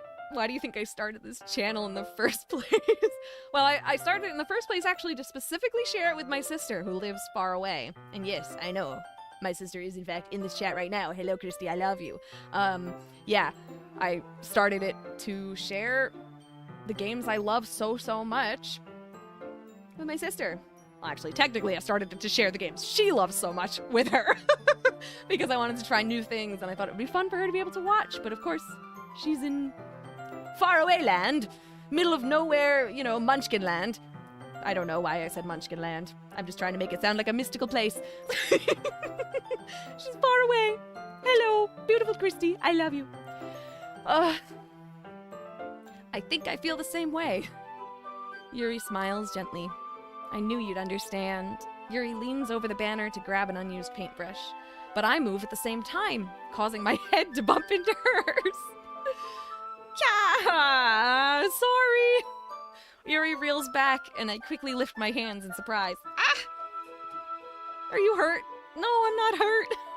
It just startled me, that's all. Sorry, I should have asked you to get it for me.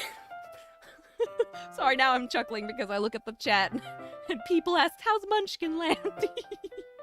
Oh, Christy, I don't know why I said you live in Munchkin Land, but apparently that's where you're at. Oh, I love you guys. Sorry, I should have asked you to get it for me. It's not your fault. Your face. Oh, there are droplets of paint on Yuri's face and neck. Oh, darn. Is there something on my face? Yeah, I accidentally got paint on you. Sorry, it's totally my fault. I'll get a towel right away. I rush out and fetch a small towel. Then I dampen it with hot water. I return to my room, kneel back down in front of her. Oh, here! Oh my god, excuse her. She's so fucking cute. I pat down Yuri's face and neck with the towel. Is something wrong? It's hot. I just didn't expect it. Sorry. I didn't want to use cold water. Having finished, I start to retract my hand, but Yuri suddenly holds my wrist. Oh. Wait. Huh? Just for a little longer. It feels really nice. Oh my god, this might be the cutest thing ever. I keep my hand still against Yuri's neck. She looks into my eyes. Oh my god, excuse her. She's making that little gay part of my heart go, eee! I know you know what I mean. Ha! She looks into my eyes. It's an intense expression that I recognize from when she reads her books. Almost as if she's lost in a daze, enveloped by her own thoughts. She breathes gently, half through silently parted lips. What's happening? Is it the aroma of the jasmine oil giving me this dizzy feeling? Yuri's gentle fingers, wrapped around my wrist, send a tingling sensation through my arm. And suddenly, her face seems to be much closer to mine than it was just a moment ago. Oh. Yuri slowly pulls away. Sorry. I've been feeling a little lightheaded today. I didn't mean to space out. She always says that, space out. It's fine. Oh my god, she's so cute. I want to smooch her! The moment is over as soon as it began. Yuri picks up her brush again. But her movements seem clumsier, like she's unable to focus. Did I distract her a little? With my cuteness? Yeah, I get it. I remain silent, forced to ignore the event that just transpired. I hesitantly retrieve my own brush and continue following Yuri's example. That should do it. I finish filling the night sky with white dots that look like stars. Looking at the banner as a whole, it's very pretty and natural looking. I think it came out better than I expected. I'm really happy with the results. Yeah, me too. Are you going to add the lettering now? Not yet. It needs to dry first. That's true, but won't that take a while? Well, perhaps it would be best to leave it here and have you bring it in the morning. I could do the lettering in the classroom before the event starts. Is that okay? Oh, that's totally fine. Wonderful. In that case, I don't think there's anything more for us to do here. Phew. You say that like you're glad it's over. Was I wrong to assume that you were at least enjoying yourself a little bit? Girl, oh no, it's not that. I'm just glad that we managed to get everything done. I see. I am too. I was a little concerned about time. I need to start making dinner soon. Ah, so you don't have any time left. I was secretly hoping we would have extra time after finishing the work. Oh. Well, Yuri thinks to herself. I think it would be too irresponsible of me to wait much longer. I'm sorry. I was hoping there would be more time as well. It's probably my fault. Sorry for being such a slow worker. No, it's not your fault at all. And the important thing is that we got everything done, right? Yeah. So, I shouldn't be disappointed or anything. Gathering all her things, Yuri seems to look a little downcast. Why? I understand why. Oh, I see. It sounded like she rarely gets the opportunity to spend time with friends in a relaxed environment. She's lonely. She's a lonely girl. But that doesn't mean this is the last time it can happen. Yeah. Once Yuri packs up, I walk her out the front door, and boy, do I hope you tell her, hey, we should do this again sometime. Maybe without homework involved. If he doesn't say something like that, I'll be mad at him. Thank you very much for having me today. No problem, I was glad I was able to help. Just let me know if there's anything else you need me to bring tomorrow, okay? I will. Well then, Yuri fidgets. I guess I'll see you tomorrow. Wait! I kind of say that without thinking. About today. It's fine that we didn't have as much time as we wanted, because we can do this again! Yeah! There we go, boy, there we go. Whenever you want, you can come over, or we could go out somewhere. I forgot, you don't like going out much. As I stumble over my words, Yuri simply smiles bashfully. Anyway, you know what I'm trying to say, so you're very thoughtful, Jessa. Yuri takes a step closer to me, then briefly squeezes my hand. I kind of like that about you. Ah. Uh-oh. Well, how am I supposed to respond to that? But I don't even get a chance to, as Yuri suddenly pulls back. Oh! Sayori? Oh. There she is! Oh my goodness. Hi, Jessa. Sayori! Just now, we weren't. It's okay, Jessa. I just stopped by to say hi. Well, it's nice to see you. I'm sorry, but I'm already on my way to leave. Oh, really? That's too bad. I'm sorry. But we'll all be together at the festival tomorrow, so that's fine, right? Of course. Sayori beams. Yeah, so I'll see you tomorrow. Whoa! She skedaddled the fuck off. I love it. Clearly embarrassed, Yuri hurries off. Sayori waves goodbye after her. Sayori, I thought you didn't want to come over today. Well, I tried staying in my room, but my imagination was being really mean to me. So I had to come here and see it for myself. See what? What are you talking about? You know, how much fun you were having with Yuri. And how close you got to her. Oh my goodness. Oh no, Crimson says your side chick caught you with your main chick. No, I don't want a side chick. Main character, boy Jessa, not a nice guy. It makes me really happy. Oh, Sayori, you don't have to pretend. You don't have to pretend that you've made such good friends. That's all that matters to me. Tears start to fall down Sayori's face. Oh my god. That's all that matters to me. Why am I feeling this way, Jessa? I'm supposed to be happy for you. Oh, honey. Why does it feel like my heart is splitting in half? Oh, baby girl. Baby girl.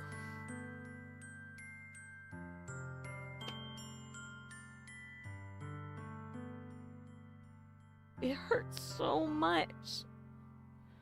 Everything hurts so much. This would be so much better if I could just disappear. Oh my god, honey, no. Yeah, boy Jessa is up to some serious shenanigans and some sad shit. I want to squish her and make everything better. Sayori, don't say that. It's true, Jessa. If I wasn't here, then you wouldn't have to waste your sympathy on me. Oh my god. You wouldn't have to put up with me being selfish. Monica was right. I should just... Monica? Monica was right about what? What did she say to her? Sayori, what I said before is true. I'm not gonna let this continue. Caring about you like this isn't the burden your mind is making it out to be. Yeah.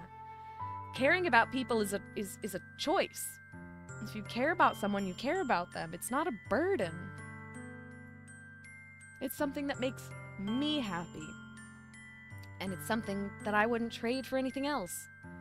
So even if it takes an entire lifetime, I'm gonna be by your side until you don't feel any more pain. Now that is literally impossible, boy Jessa, and you are incorrect.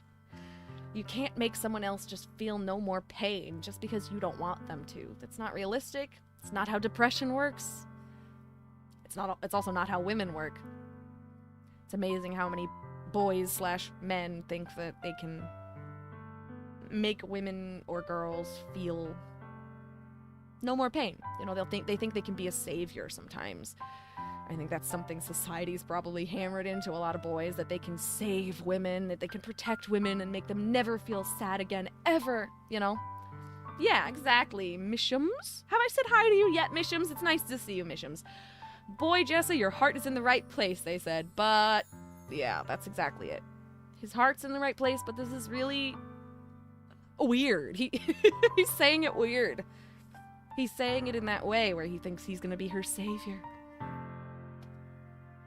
But Sayori looks away. I put a hand on her shoulder to reassure her. I'm scared, Jessa. Oh, honey, I'm really scared. What are you scared of, Sayori? I'm scared that I might like you more than you like me. Sayori. It's true, isn't it? I was weak and started to like you too much. I did this to myself. Oh, sweetheart, this is hurting my fucking heart. Jessa, I like you so much that I want to die. Oh my god! Oh, honey!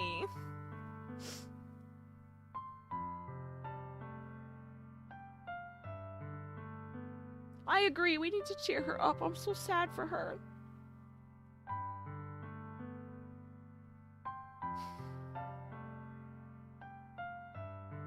Crimson says it's usually also just a heat of the moment thing, a desire rather than them really believing that they can get rid of their pain. That's true.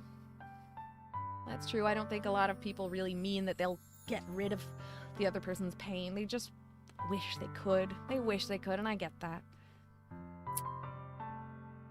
Sayori, I wish you could understand that liking someone else, that anyone else, whoever the fuck they are, no matter how much you like them, they will never, ever, I can't say ever enough times, so imagine I just said ever an infinite number of times, ever be worth your life. Ever. That's how I feel. And that's enough, Sayori. I don't want you to hurt anymore. I slide my hand down Sayori's arm and squeeze her hand in my own. Do you remember how I said, I always know what's best for you? Another weird thing to say, main character. Do you still believe me? Wordlessly, Sayori nods. Even if you don't understand all of your own feelings, I know what you need the most right now, and that's what I'm going to give you.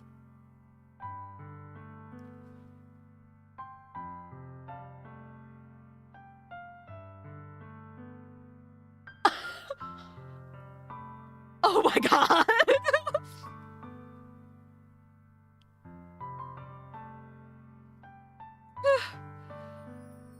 Oh my goodness.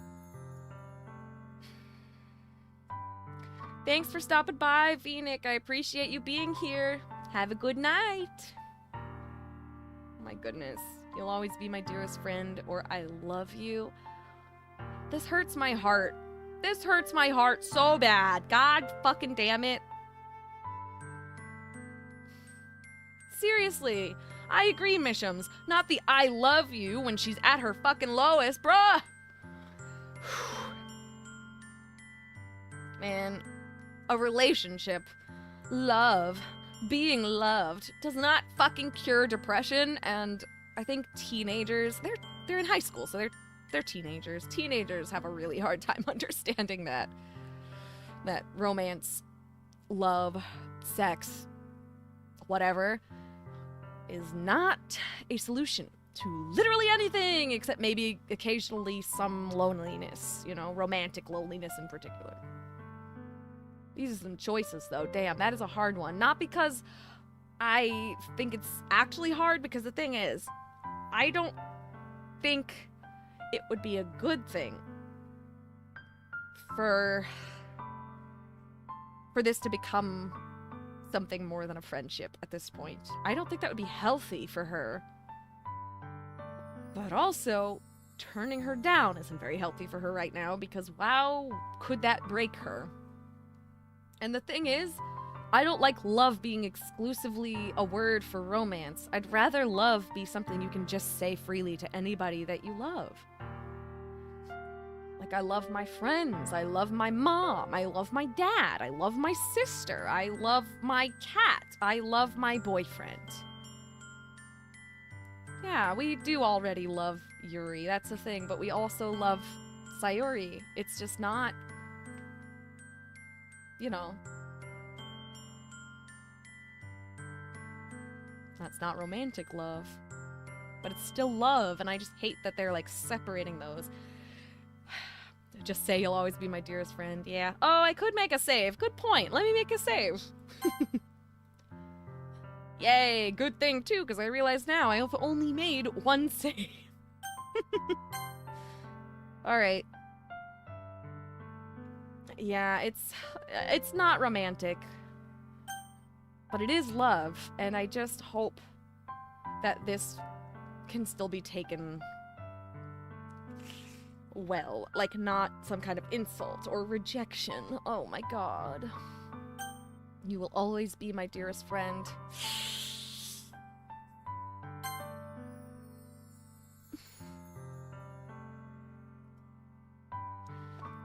What you need most is for things to be like they've always been. Yeah. Monica told me the truth. She told me how much happier you seemed after I joined the club. I know you're struggling with some really difficult feelings right now, but please trust me that I know what's best and will make you happy in the end, and what will make you happy in the end. Boy, does that hurt to say out loud from a therapist brain. It hurts, because God, would I never say that to anybody ever. Trust me, I know what's best for you and your feelings. Imagine, holy shit, who would say that for real? The Poppin' Gamer pops in. Haha! You joined at literally the perfect time. Yes, you did. Septic likes boats. Nice to see you guys. I like that there's some new people in here now. Oh, you're playing this right now too? Welcome. I hope you're enjoying it. I'm certainly enjoying it.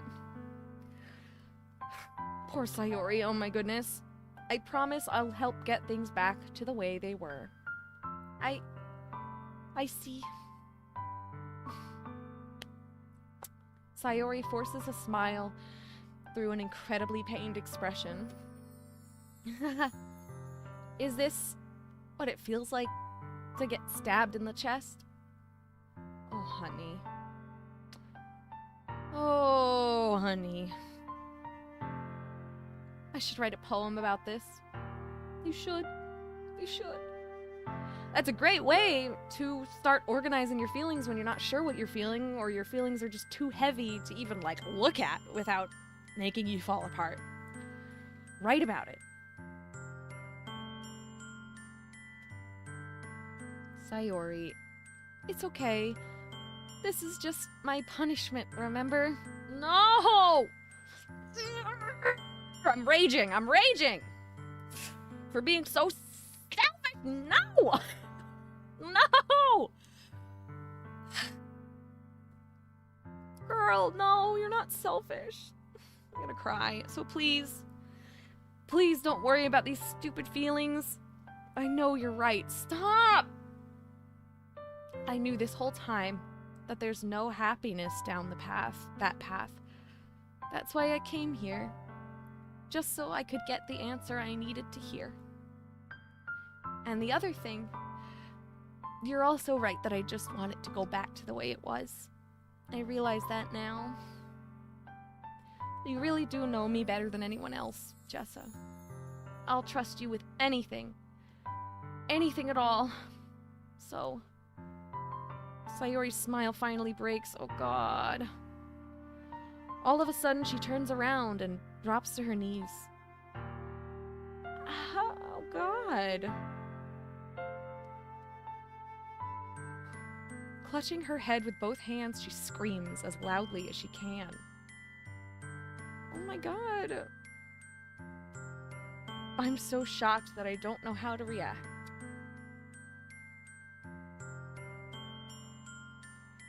Sayori looks over her shoulder and flashes me one more weak smile before turning around and running off.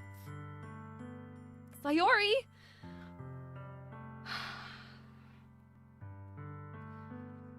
I'm left helplessly standing in front of my house. Why am I feeling so horrible about this? There's nothing more that I could have done. The most I can do is support Sayori through her feelings and help her on the path that's right. But I'm having as much trouble understanding Sayori's feelings as she is. Even though I can comfort her, I keep wondering if I should be doing something more or something different. I know these thoughts will continue to plague me until things are back to the way they were. I'm going to give it everything I've got. Sayori will always be my dearest friend. And I'll do whatever it takes to put a smile on her face every day. Motherfucker, this is sad.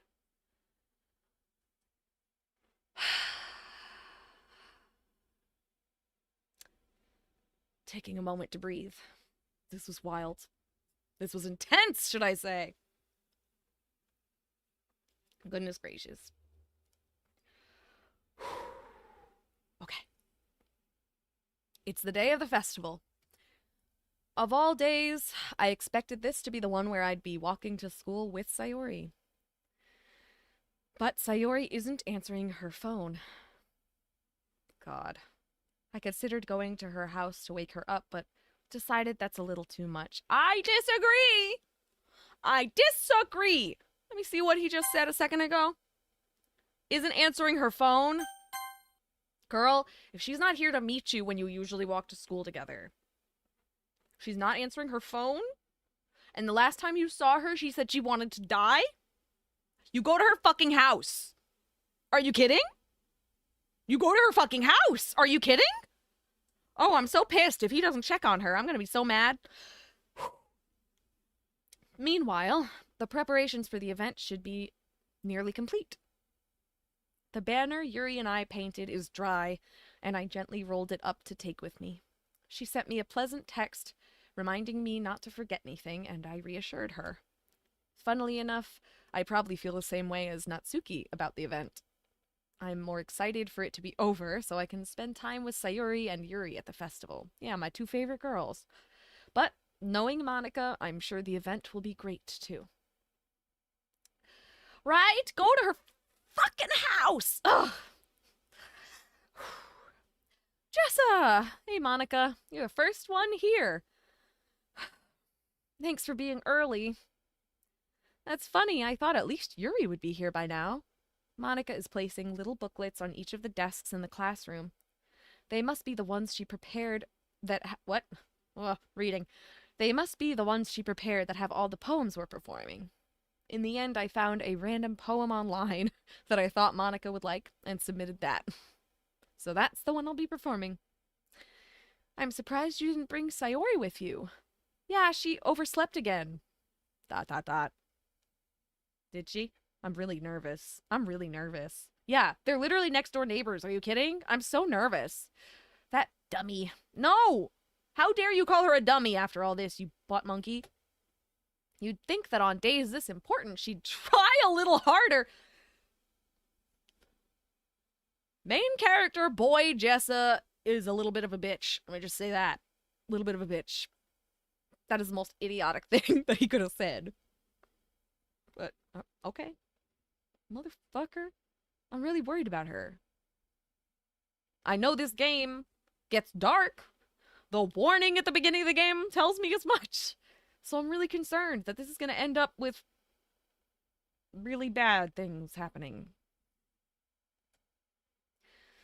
I say that, but I suddenly remember, there you go, what Sayori told me yesterday. And I suddenly feel awful knowing it's not nearly that simple for her. Exactly.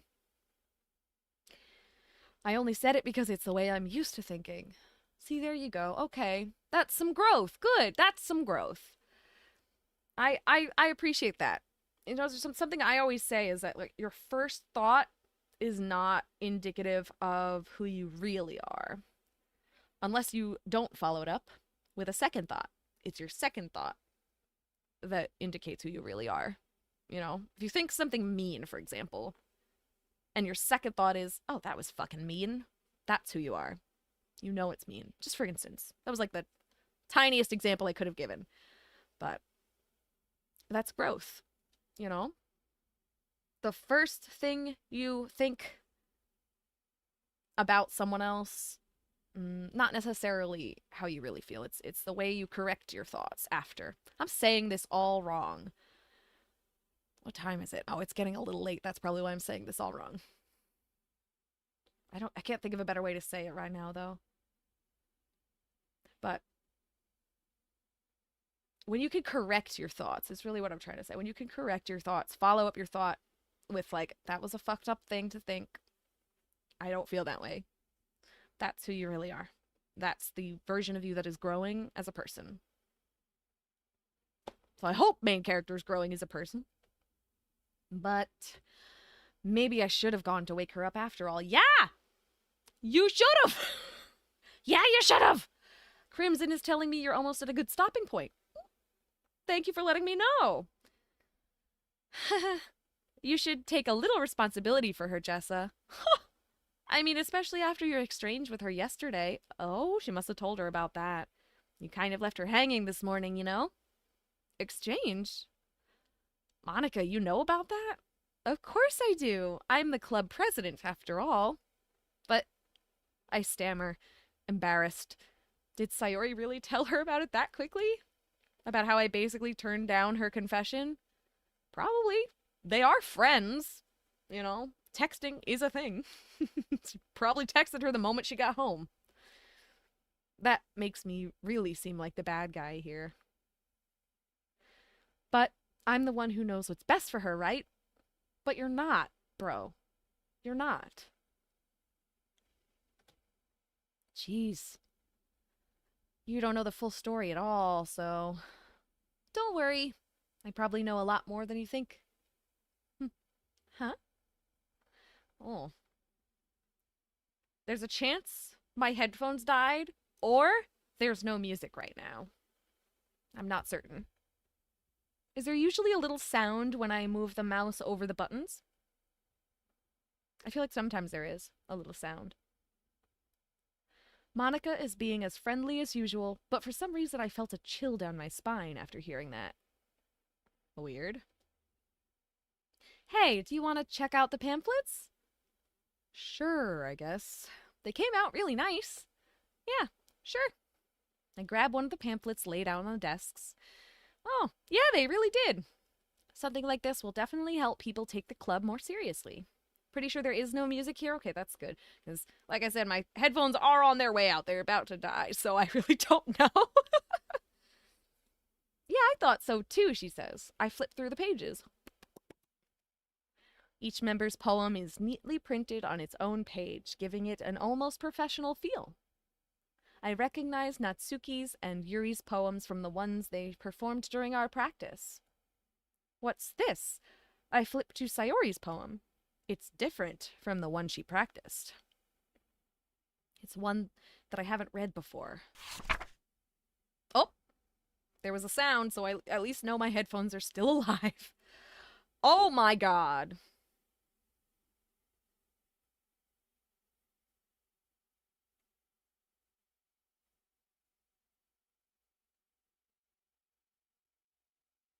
Is she okay? I mean, no, that's a really obvious answer. No, she's not okay.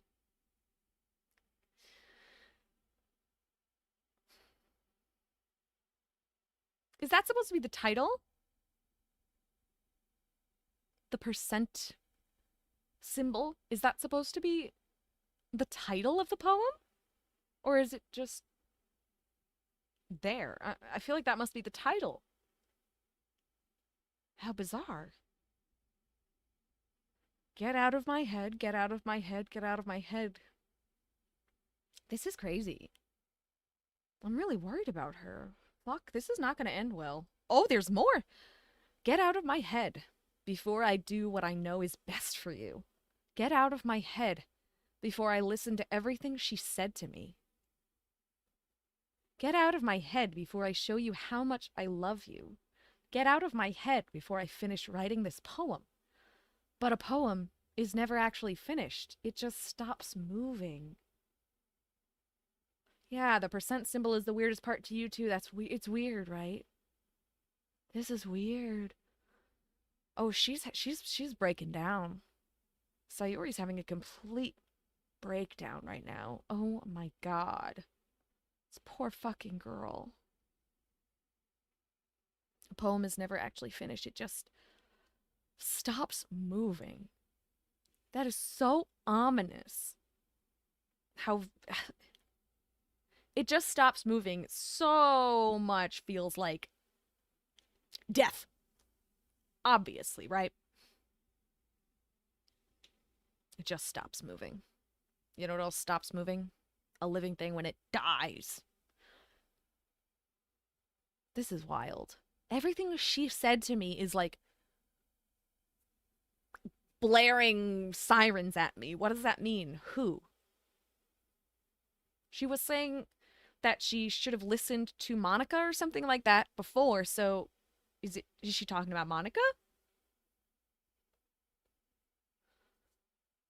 What did Monica say to her that she feels like she needs to listen to it? This is wild. Oh my god, I'm really concerned about her. It's definitely her inner thoughts. Oh, that could be her inner thoughts too. I feel so sad for her. She is really falling apart.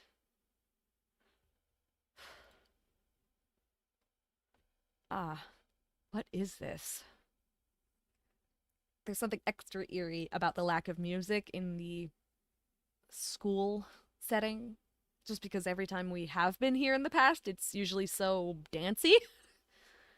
Reading the poem, I get a pit in my stomach. Jessa, what's wrong? What does she mean, what's wrong? Does she not see the poem that she printed for Sayori to perform? Does she not see it? Sayori would have sent that to her. Would she not have seen it and gone, Sayori, are you okay? Does she not care? Is there a chance she doesn't care? Nothing. This poem feels completely different from everything else Sayori has ever written. Yeah, it really does, obviously. But more than that, I changed my mind. I'm going to go get Sayori, so. Well, all right. Try not to take too long, okay? Yeah, people, basically reiterates what I was saying. Monica just printed, get out of my head like 1,000 times and didn't say anything about it. Monica just thought it was very creative, I guess, Misham says. That is wild to me. Wild to me. I would be so anxious if somebody brought a poem like that to me and was like, look, I just wrote this. I would say, okay, I need to take you somewhere to keep you safe.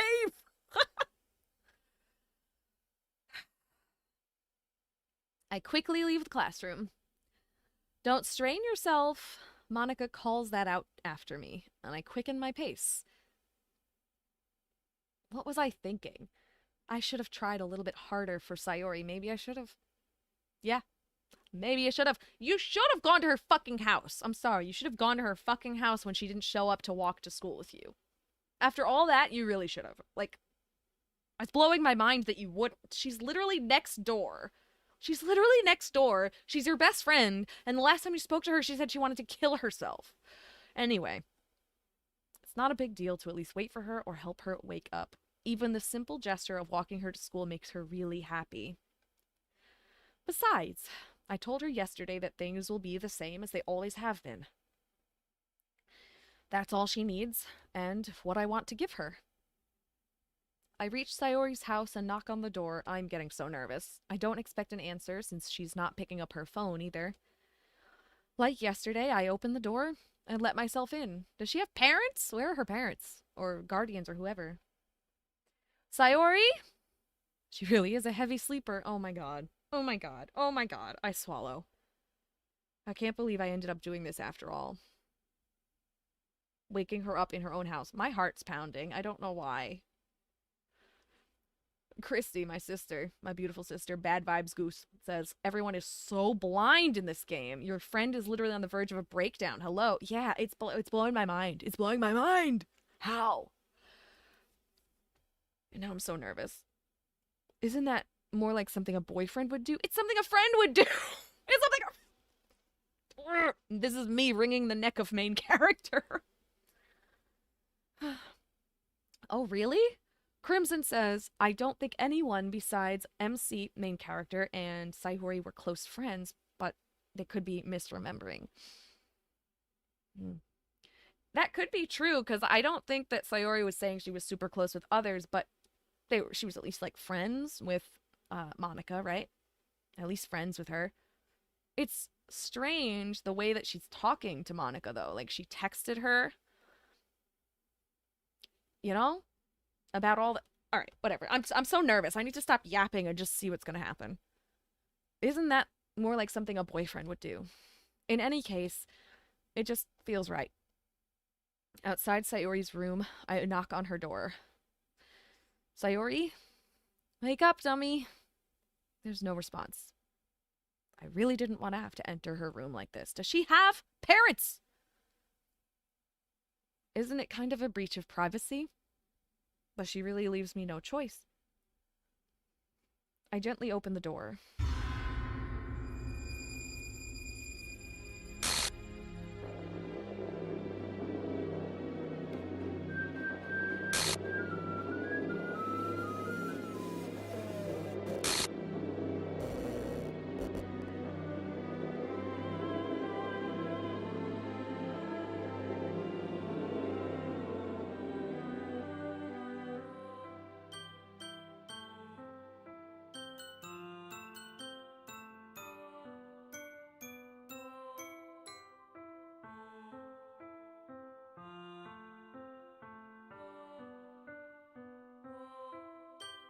An exception has occurred.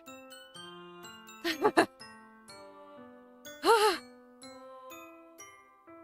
the hell? What the hell? Is this a nightmare? It has to be. This isn't real. I didn't expect that either. I feared it. I feared it. I feared it immediately when she didn't meet him for walking to school. Immediately feared it, but kind of also didn't expect to see her. And oh, thank you so much. Everyone's saying I left her hanging. Ouch. Yeah, the fact that they linger on it, and that was also really brilliant use of music. They used this, the sweet music that they keep playing during the school scenes, and then they twisted the song so that it's a little bit... What words am I looking for? I'm not very good at describing music, but it's got that sort of dissonant thing going now. They twisted it to make it creepier. There was so much foreshadowing for this. Yeah, it's just...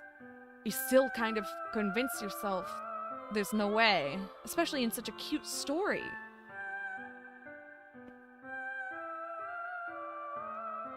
But man, that poem... Fucking obviously, man. Fucking obviously, she was not okay. There's no way this can be real. Oh boy. Oh boy, oh boy. The Poppin' Gamer is letting me know the game has officially begun now. By the way, if you're playing this on PC, you could check the game files and find hidden stuff throughout it. Who'da thunk? And Mishims has a very good point. How they use silence as well is, yeah, it's really beautiful. They use silence very well. The minute there's a lack of music, I feel like on edge. Okay. Okay, I need to see again. But I almost don't want to see.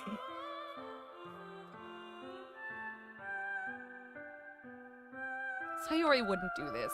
Girl, she did though.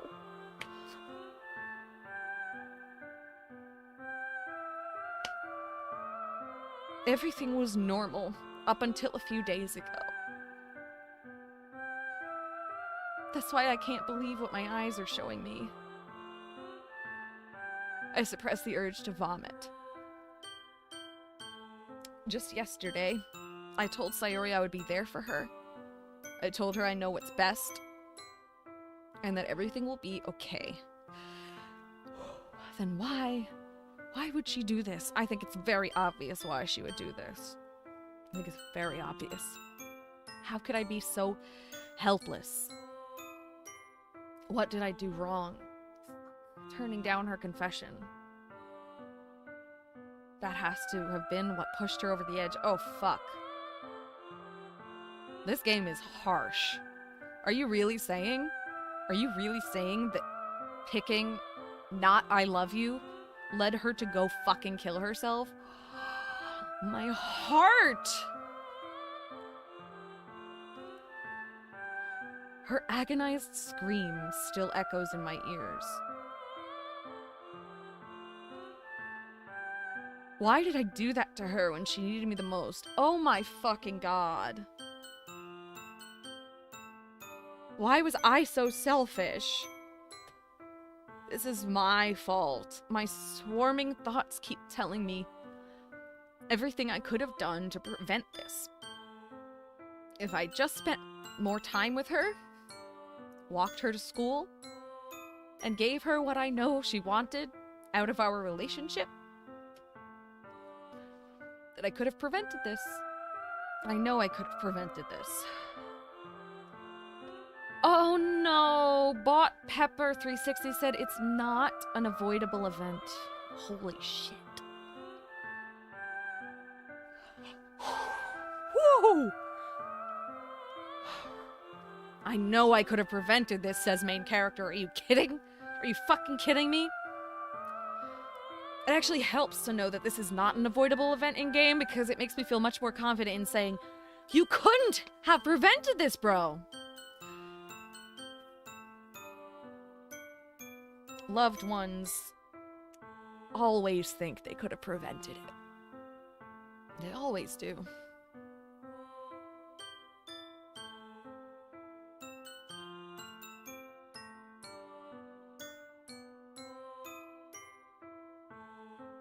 Screw the literature club. Screw the festival. I just lost my best friend. Someone I grew up with. She's gone forever now. Nothing I do can bring her back. I'm in such shock, I'm not even crying. I'm shocked to not be crying. I'm just kind of numb? I feel like the tears are on their way, and I'm kind of stuck there in that spot where the tears are coming.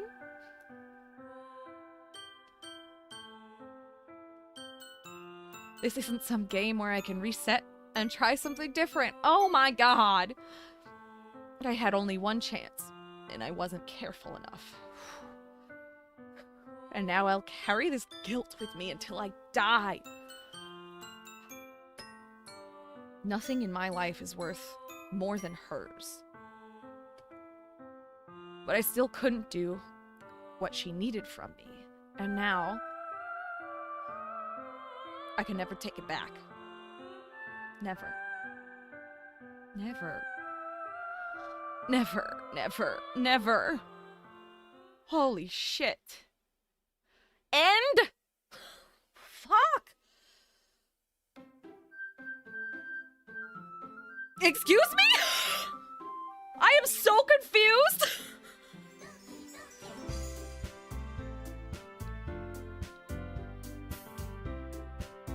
I am so confused! Oh, I'm so confused. Check the game files. I don't even know what that means, check the game files. Oh my god, there's more? What do I do exactly? It's not the end, don't worry. I believe you. I'm not sure what to do next, though, and I don't know what check the files means, really. So what should I do? Check the game files. I don't know what that means. I really don't know technology very well. Should I go reload the game? What, like quit the game and open it again?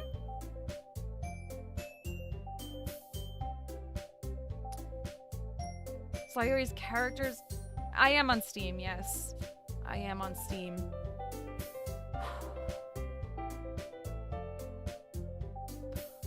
Monica's looking so fucking cheerful, and it's really pissing me off. Also, what is happening here? What is happening here? Oh, what? Click load game? Okay.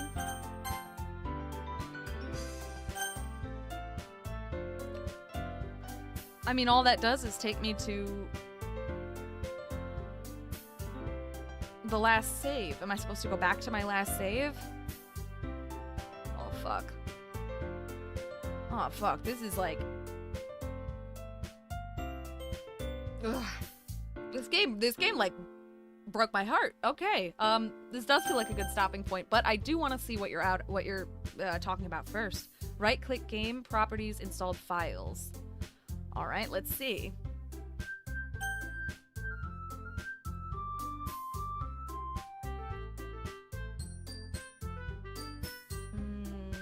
Game. Let's go to Steam.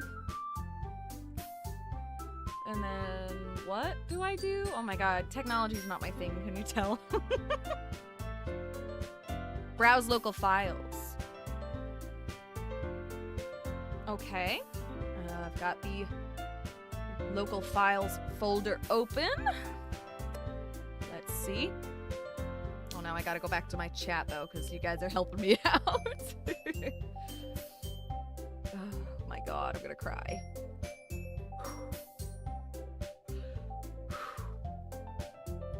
Bought Pepper 360S. Just curious, how have you avoided spoilers for this game? Well, it's actually quite simple. I had never heard of this game until somebody recommended that I play it, and that was literally only a couple months ago. It's been out for like 9 years, yeah! I'd never even heard of it. Not even once! There's a chance I'd heard the name floating around, but I never looked into it. So I've never really known about this game. Until a couple months ago, and then I avoided ever doing anything like Googling it, or didn't even watch a trailer, nothing. Go to the characters folder. Monica.chr. Natsuki.chr. Yuri.chr. And that is it. So you're really saying there was a whole file for her and it's gone? Like, her character's been erased?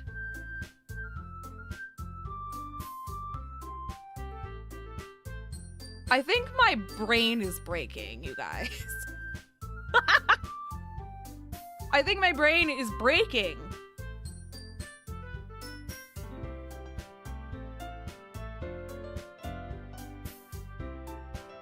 I don't even know what to do with myself now. She's just gone? She's been, like, fucking gomaged for real. Jesus! You might need to click the weird text. Okay. Dig around the character files. The more you dig, the creepier it gets. Okay, well then, you know what I might do? Let's see if this works, and if this crashes things, I will cry. But I'm considering trying to switch the window so that you guys can see what I'm looking at, but I don't think it's gonna work, actually. So if I click on, like, Yuri.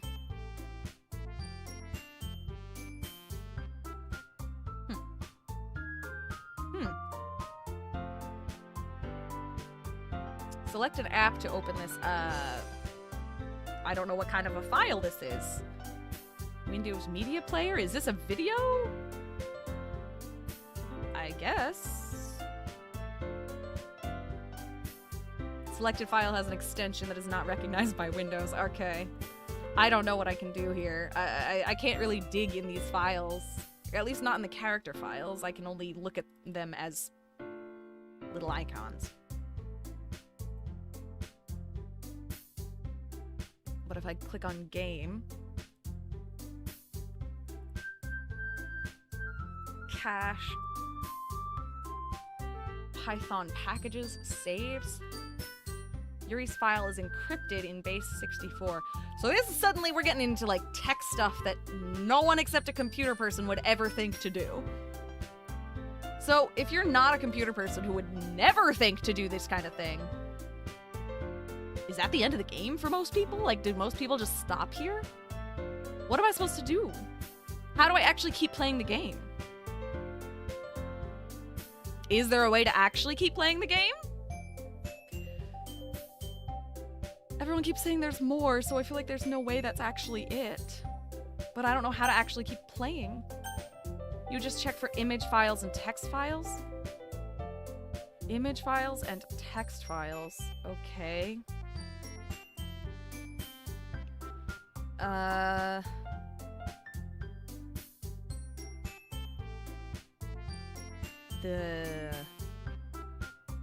Okay, that's a PNG file. Ah! Oh!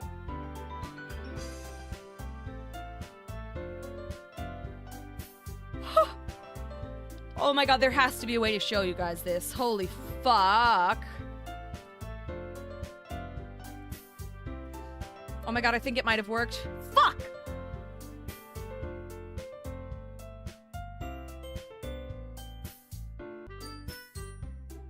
Am I back? I hope I'm back. Yes, I'm back. I told you every time oh, it went right back to the game though, but I don't know why it went right back to the game. I didn't change anything, but yeah. Every time I move the screen in any way, I crash. I'm so sorry, but yeah. What the fuck? I hope you guys were able to see that image for like at least a second. What the fuck is that?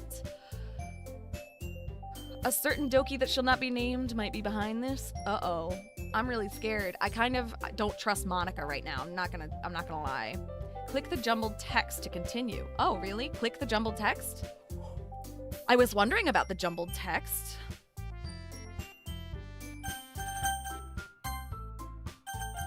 So where it would have said new game at one point, now I gotta click this. Okay, I'm so glad you guys got to see that before or maybe after my Ooh, excuse me, I'm hiccuping. The OBS crashed.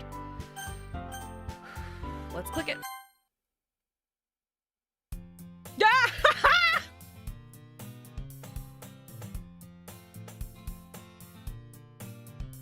What is happening? What is happening? What is happening? What is happening?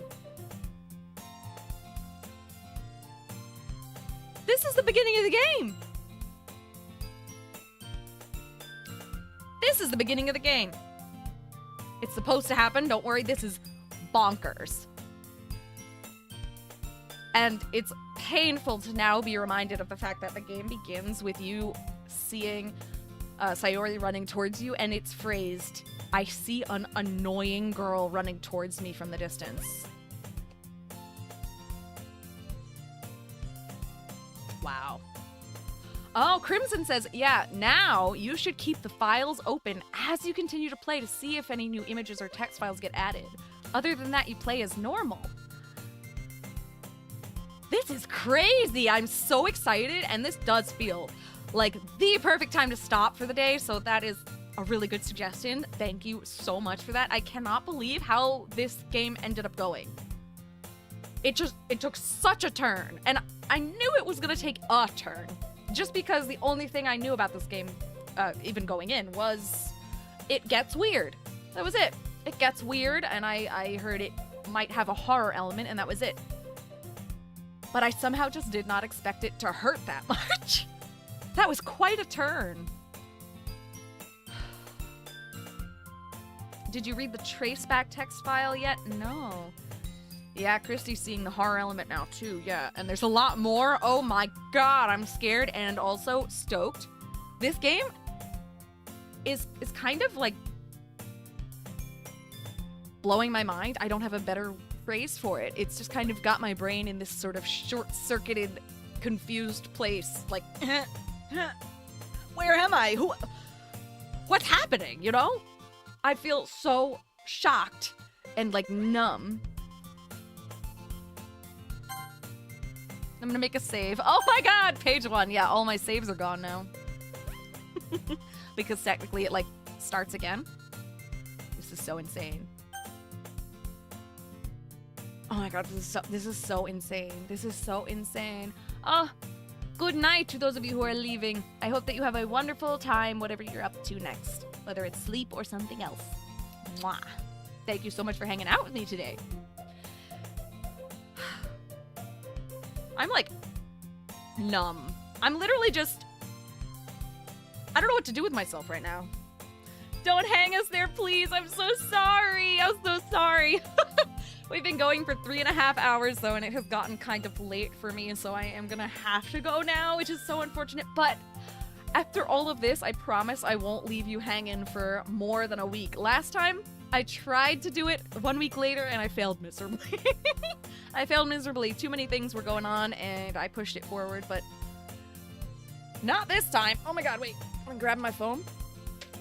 I'm gonna look at my calendar thing.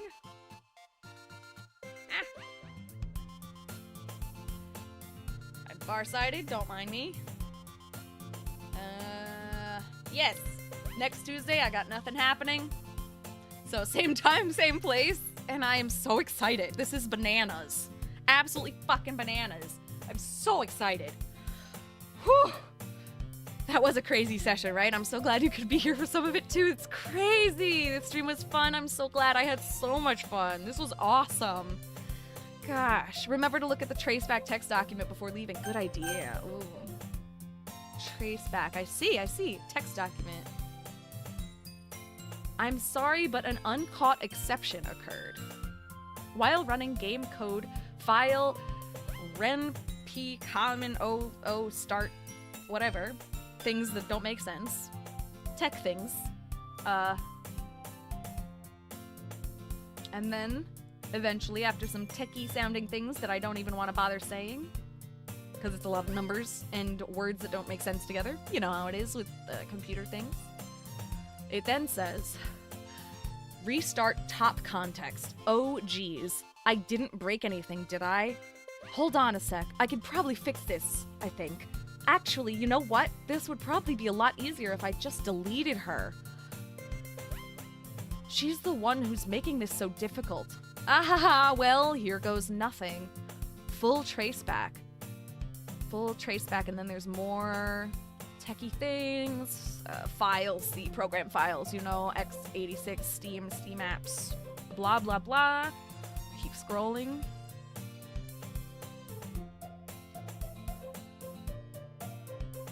Okay, that seems to, well, I'm gonna keep scrolling, but so far that seems to be the only bit in this that stands out as something readable. But that was harsh. Harsh to read.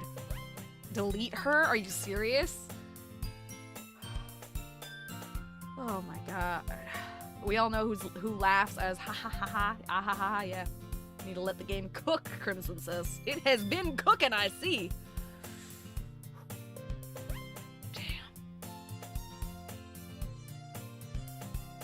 Yeah, it actually just repeats itself. I scrolled all the way down to the bottom of the document and it repeats itself. It does, in fact, again say restart top context. Oh, geez, I didn't break anything, did I? The same exact paragraph. This is bonkers. This is absolutely bonkers. Misham says I actually recently watched Therapist Plays Doki Doki Literature Club. Well, fun fact, I am a therapist too. I'm actually an art therapist specifically, so my career is literally analyzing art and also writing sometimes, so maybe I am in the best place for me. This is very exciting. Man, this is bananas! I can't even believe this! I'm so freaking happy and miserable at the same time! That's really remarkable.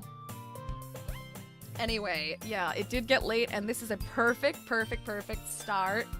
spot to leave things just for today. Oh my god, I'm so emotional and, like, don't know what to do with myself. I know I need to go, but instead here I am, sitting here in shock. I don't know what to do with myself, guys. This was, like, mind-boggling. And I think knowing that it might get more mind-boggling is probably what's keeping me here in this state of shock. Just like, how can it get more painful than this? How is that possible? I'm so excited. And so scared. I fucking love it. I really fucking love it. It is like reading a good book. You do have to mull it over. I love it. Me too, Christy. I'm so excited to see where this goes. Okay. I will call it here, though. I will probably be thinking about this all fucking night, so I can't wait for that. Jeez. But until next week, same time, same place. Thank you for hanging out with me today. If you enjoyed our time together, please consider doing the YouTube thing, liking, commenting, subscribing. Whatever you feel like doing will really help me out. I love and appreciate you all so, so much. I loved this whole experience and this whole chat. You guys are the best ever. Please be kind to yourself, okay? Take care of yourself. Take extra good care of your animals, please. And stay soft, because the world is definitely hard enough already, because I am a cheeseball and I love saying that. And I'll see you next time.